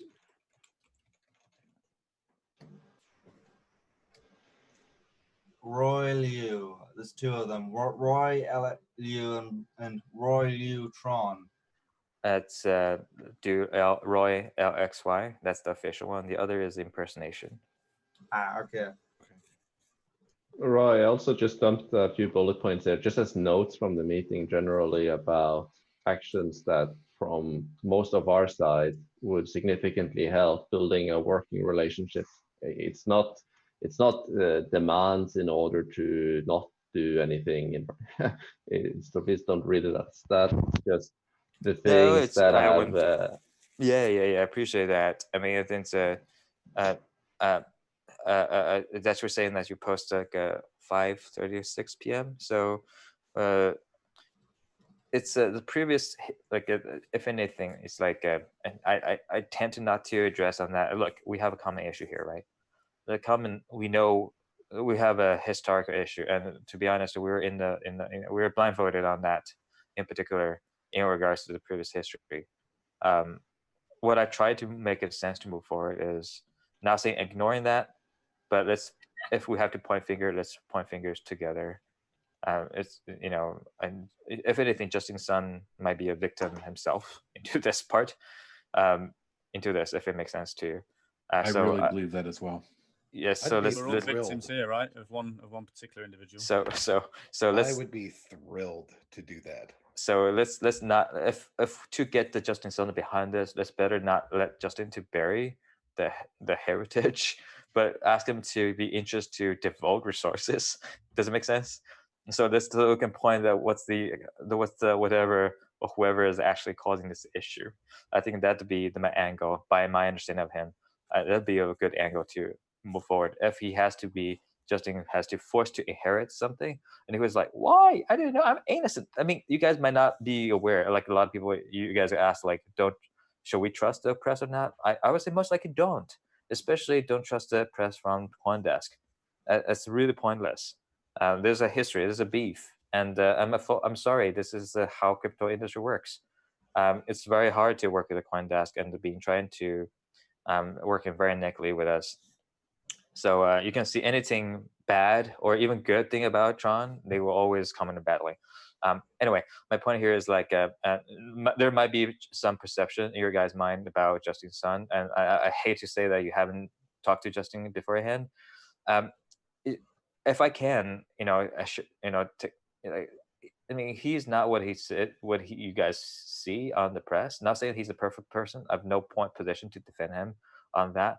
But I'm just saying that he's a very smart businessman, businessman, and that's for starter. So when you talk to him, he's really talking about business logic here, and in that sense, he's being very fair to everyone. And there's no hostile intention for him to. Sometimes he make mistakes. Like he thought is interesting. Sometimes he thinks the post is good. Sometimes he thinks this PR, the way he said is good. But it doesn't necessarily mean a hostile intention. Like sometimes he just. I would suggest like please bear with me on that. I know sometimes his posts as wording might upset people. Maybe lost in communication or translation. Like what happened to the post today. I hate to refer to that, but that's why we immediately called him up, dragged him out of his bed at 3 a.m. his time to ask him to delete that. You can see the action we took, and you can see his willingness to comply because he sometimes just not aware of what's the gravity of it, right? Because I'm in the front line talking to you guys, and I could work with the guys. I report to him. But sometimes he's also having other channels. But please bear with me on this. I think we work together can get this work, and that's the best interest for everyone. And for Justin Sun, there's all good faith in building things. For every deal or for every bad press, like on other, I can tell you the goodwill. Even that people can maybe be joking about the freaking Tesla thing. I'm involved in that. I can tell you the real intention behind it. It's never been to bait a trick to trick anybody to say it's a fake Tesla or to get you FUD or something. It's never ever been intentional. For fact, we gave away 2 Teslas. We delivered 2 Teslas. So it's a lot of FUD going on. But please bear with me, and I'm happy to be your because if you don't know about the press is true or not, or what's the backstory of it, happy to talk to you about it.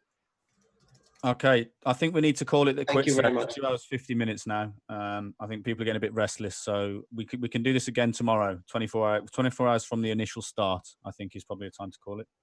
Is that fair? Yeah, thank you. Thanks, Okay. Roy. Thank you, Thanks, Roy. Bye. It was fun. Good night.